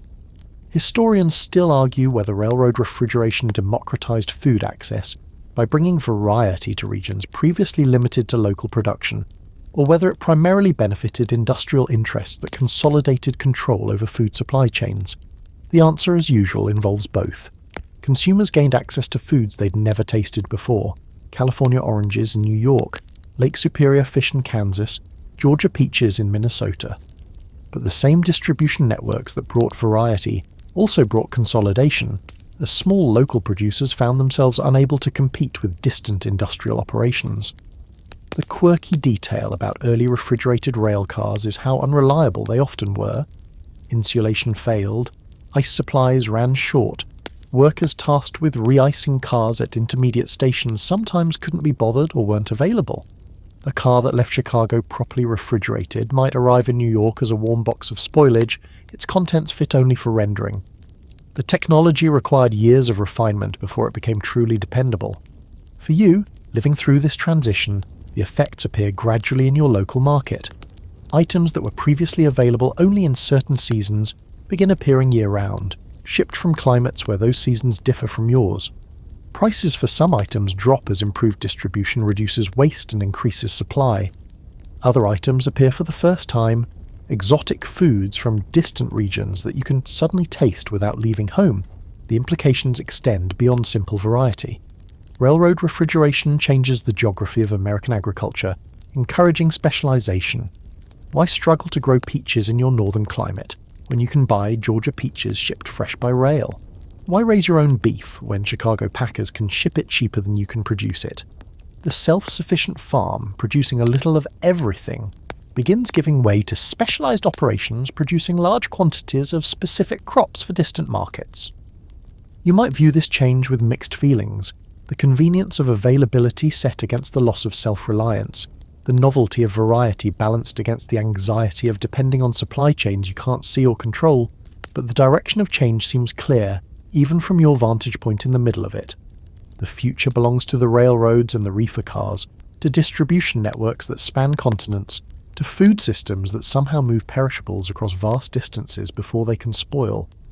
Something is changing in how people understand disease and decay, though the change comes slowly and faces fierce resistance.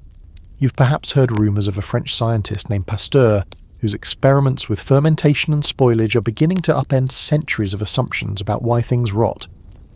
The germ theory of disease, the idea that tiny living organisms cause illness and putrefaction, is emerging from laboratory demonstrations into broader public awareness. It will eventually transform everything about food safety, but that transformation lies mostly in the future. Louis Pasteur's work in the 1850s and 1860s began with practical problems. Why does wine sometimes spoil, and can anything be done about it? His careful experiments demonstrated that fermentation and spoilage were caused by living microorganisms, not by spontaneous generation or bad air. When he heated wine briefly to specific temperatures, the organisms died and the wine remained stable. This process, which will come to be called pasteurization, offers a controlled method for killing dangerous bacteria in liquids. The implications for milk are obvious, though implementation takes decades. If you could heat milk in the same way Pasteur heated wine, you could kill the bacteria that cause rapid spoilage and the pathogens that cause disease. Children would stop dying from contaminated milk. Summer wouldn't mean constant anxiety about dairy products. The technology to achieve this exists, only the understanding and the will to implement it are lacking. Historians still argue whether resistance to germ theory came primarily from scientific skepticism or from economic interests threatened by its implications. Probably both factors played roles. The scientific establishment had invested heavily in miasma theory and spontaneous generation. Admitting error required painful intellectual humility. And industries profiting from the status quo, dairies selling unprocessed milk, food producers cutting corners on sanitation, had obvious reasons to resist changes that would require expensive reforms. The quirky aspect of germ theory's acceptance is how long it took for laboratory findings to translate into practical change. Pasteur demonstrated the principles of pasteurization in the 1860s. Widespread pasteurization of milk wouldn't become standard in America until the early 20th century. A gap of 40 or 50 years during which thousands of children continued dying from preventable dairy-related diseases. Knowledge alone doesn't change the world. Knowledge must overcome inertia, habit, and vested interest. For you, living through this transition period, the new ideas arrive as rumours, magazine articles, perhaps lectures at local lyceums. Some of it sounds persuasive, some sounds like quackery. How do you distinguish genuine scientific advance from confident-sounding nonsense? The credentials that might help sort truth from error don't yet exist in standardized forms. One expert says bacteria cause disease, another says the theory is unproven speculation. You lack the tools to evaluate their competing claims. What you can observe if you pay attention is that cleanliness seems to matter. Families that maintain scrupulous hygiene in their kitchens seem to suffer less foodborne illness than those who don't. Milk handled carefully, kept cool, consumed quickly, seems safer than milk treated carelessly. These observations don't prove germ theory, but they align with its predictions. Practical wisdom, accumulated through generations of trial and error, begins finding scientific explanation. The full revolution in food safety lies ahead. Pasteurization of milk, inspection of meat, regulation of food handling, refrigeration as a universal standard rather than a luxury. All of these developments will emerge in the coming decades. You stand at the beginning of a transformation that will eventually make summer as safe as winter for food consumption, that will reduce infant mortality to a fraction of current levels, that will make food poisoning an unusual event rather than a regular experience. But standing here, in this transitional moment, you can only sense the change coming. The old world of miasma and spontaneous generation is weakening. The new world of germs and sterilization is not yet fully formed. You navigate between them, adjusting your practices as new information arrives, hoping that each change brings you closer to the truth. The future glimmers in laboratory demonstrations and industrial experiments, though it hasn't yet reached your kitchen. Mechanical refrigeration, the production of cold through machinery rather than through harvested ice, exists in working form by your era, but it remains too expensive, too unreliable, and too dangerous for domestic use. Still, you can imagine what it might mean. Cold, available on demand, independent of weather and seasons and supply chains, the end of summer's tyranny over your food supply. The principles of mechanical refrigeration were discovered in the 18th century, when scientists observed that certain gases, when compressed and then allowed to expand, absorb heat from their surroundings. This heat absorption creates cold, genuine manufactured cold, not merely the stored winter cold of harvested ice.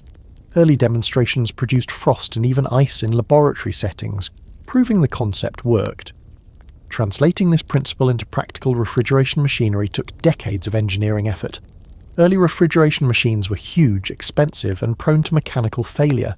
They used working fluids like ammonia and ether that were toxic, flammable, or both. The compressors required constant maintenance and consumed expensive fuel. A refrigeration machine that could replace ice harvesting and delivery would need to be cheaper and more reliable than the natural ice system it replaced, a high bar that early machines couldn't clear. The brewing industry becomes an early adopter of mechanical refrigeration for obvious reasons. Beer production requires controlled temperatures, too warm, and fermentation produces undrinkable results. Breweries had been among the largest consumers of natural ice, using it to maintain cool fermentation cellars. When mechanical refrigeration offers a more reliable alternative, breweries invest despite the high costs.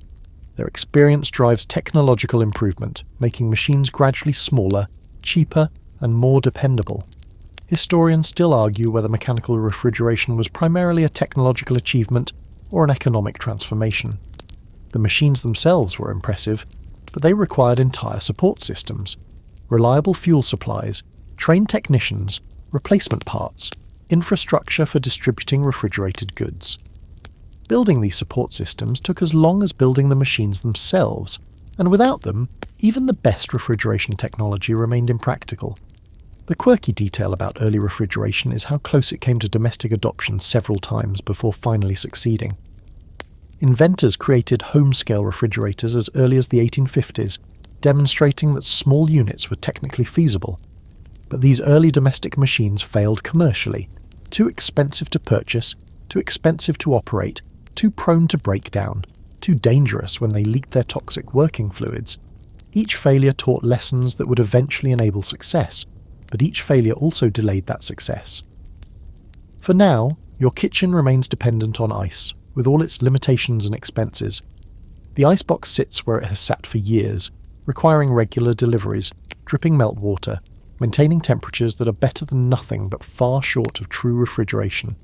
You've heard about the refrigeration machines used in breweries and meatpacking plants, wondered whether such machines might someday be small enough for homes, perhaps dismissed the idea as impractical fantasy. The transformation will come faster than you might expect.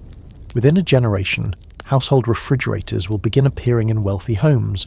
Within 2 generations, they'll be standard appliances as common as stoves. The infrastructure for delivering electricity, which refrigerators require, will spread across America, reaching first cities, then suburbs, eventually even rural areas. The Iceman will become a figure of nostalgia, his trade replaced by silent machines that produce cold endlessly from electrical current. You can't see this future clearly from where you stand, but you can sense its shape. Every improvement in ice harvesting, in railroad refrigeration, in food preservation techniques represents a step toward a world where summer doesn't mean food spoilage, where children don't die from contaminated milk, where the constraints that have shaped human diets for millennia finally relax their grip. That world is coming. You're helping to build it, whether you know it or not. You've travelled a great distance tonight, through kitchens that no longer exist and summers that have passed beyond memory. The 1800s American household, with its springhouses and root cellars, its salt barrels and smokehouses, its anxious morning inspections of questionable meat. This world has faded into history, replaced by the humming refrigerators and regulated food supplies of our own time. But the echoes remain, in traditions we preserve without fully understanding, in preferences we maintain because our ancestors maintained them, in the very shape of our relationship with food. The lessons of that era remain relevant, even as the specific challenges have changed. Those families understood something we've partly forgotten, that food is precious, that it connects us to seasons and labour and the natural cycles of growth and decay. When you throw away spoiled food from your modern refrigerator, you're discarding something that your ancestors would have carefully preserved, pickled, salted or smoked. The ease of refrigeration has made us casual about what once required enormous effort. The technical innovations that ended summer's reign of rot, pasteurization, mechanical refrigeration, food inspection systems, modern canning technology, represent accumulated human ingenuity applied to a universal problem. Every jar in your pantry, every carton in your fridge, carries forward the legacy of those hot kitchens where housewives battled invisible enemies they couldn't name. We stand on their shoulders, benefiting from their hard-won knowledge without fully appreciating what they went through. Historians still argue whether modern food systems represent unambiguous progress, or have introduced new problems that offset the solved old ones. Certainly we've eliminated the mass infant mortality that once made summer the cruelest season. Certainly we've freed families from the endless labour of traditional preservation, but we've also industrialised food production in ways that create different risks. Contamination events that affect thousands instead of individual households. Supply chains so complex that failure at any point can cascade across continents. We've traded the problems of scarcity for the problems of abundance, the dangers of spoilage for the dangers of processed food. You drift now towards sleep, and the images begin to soften at their edges. The farmhouse kitchen grows quiet. The morning light through the window gentles to dusk, then to the soft darkness of a summer evening. The sounds of the era fade, the creaking of rope beds, the splash of springhouse water, the distant rumble of ice wagons on cobblestone streets. What remains is the fundamental rhythm, sun and season, growth and harvest, preservation against the lean times that has shaped human life since the first people learned to store food against tomorrow. The worries of that kitchen, so urgent in their time, have dissolved into the broader stream of history. The ham that might or might not have been safe to eat, the milk racing towards sourness, the children who survived summer or didn't. These individual dramas are lost, but their collective weight shaped the world we inherited. Every regulation about food safety, every standard for refrigeration temperatures, every warning label on packaging descends from that era of trial and terrible error. Rest now and let the past settle around you like a comfortable quilt. The battles have been won mostly, the enemies have been identified and largely defeated. Modern summers bring their own challenges, but not the particular challenge of wondering whether tonight's dinner might kill you or your children. This is progress, genuine and meaningful, bought with the suffering and ingenuity of generations we'll never meet. The night deepens, the sounds grow softer still. Somewhere in the distance, perhaps, you can almost hear the last ice wagon making its final rounds, the iceman's call fading into memory, the whole era settling into the honourable rest of history completed. The refrigerator hums its quiet song, keeping your food safe through another summer night. Sleep well. Dream of springhouses and smokehouses, of crocks of pickles and jars of preserves, of a world that works so hard so that ours might be easier. And when you wake, Perhaps spare a thought for those who came before, who fought the invisible battle against summer's rot and eventually collectively won. The past wishes you peaceful sleep, the future waits but not urgently. Everything is preserved, everything is safe. Rest now.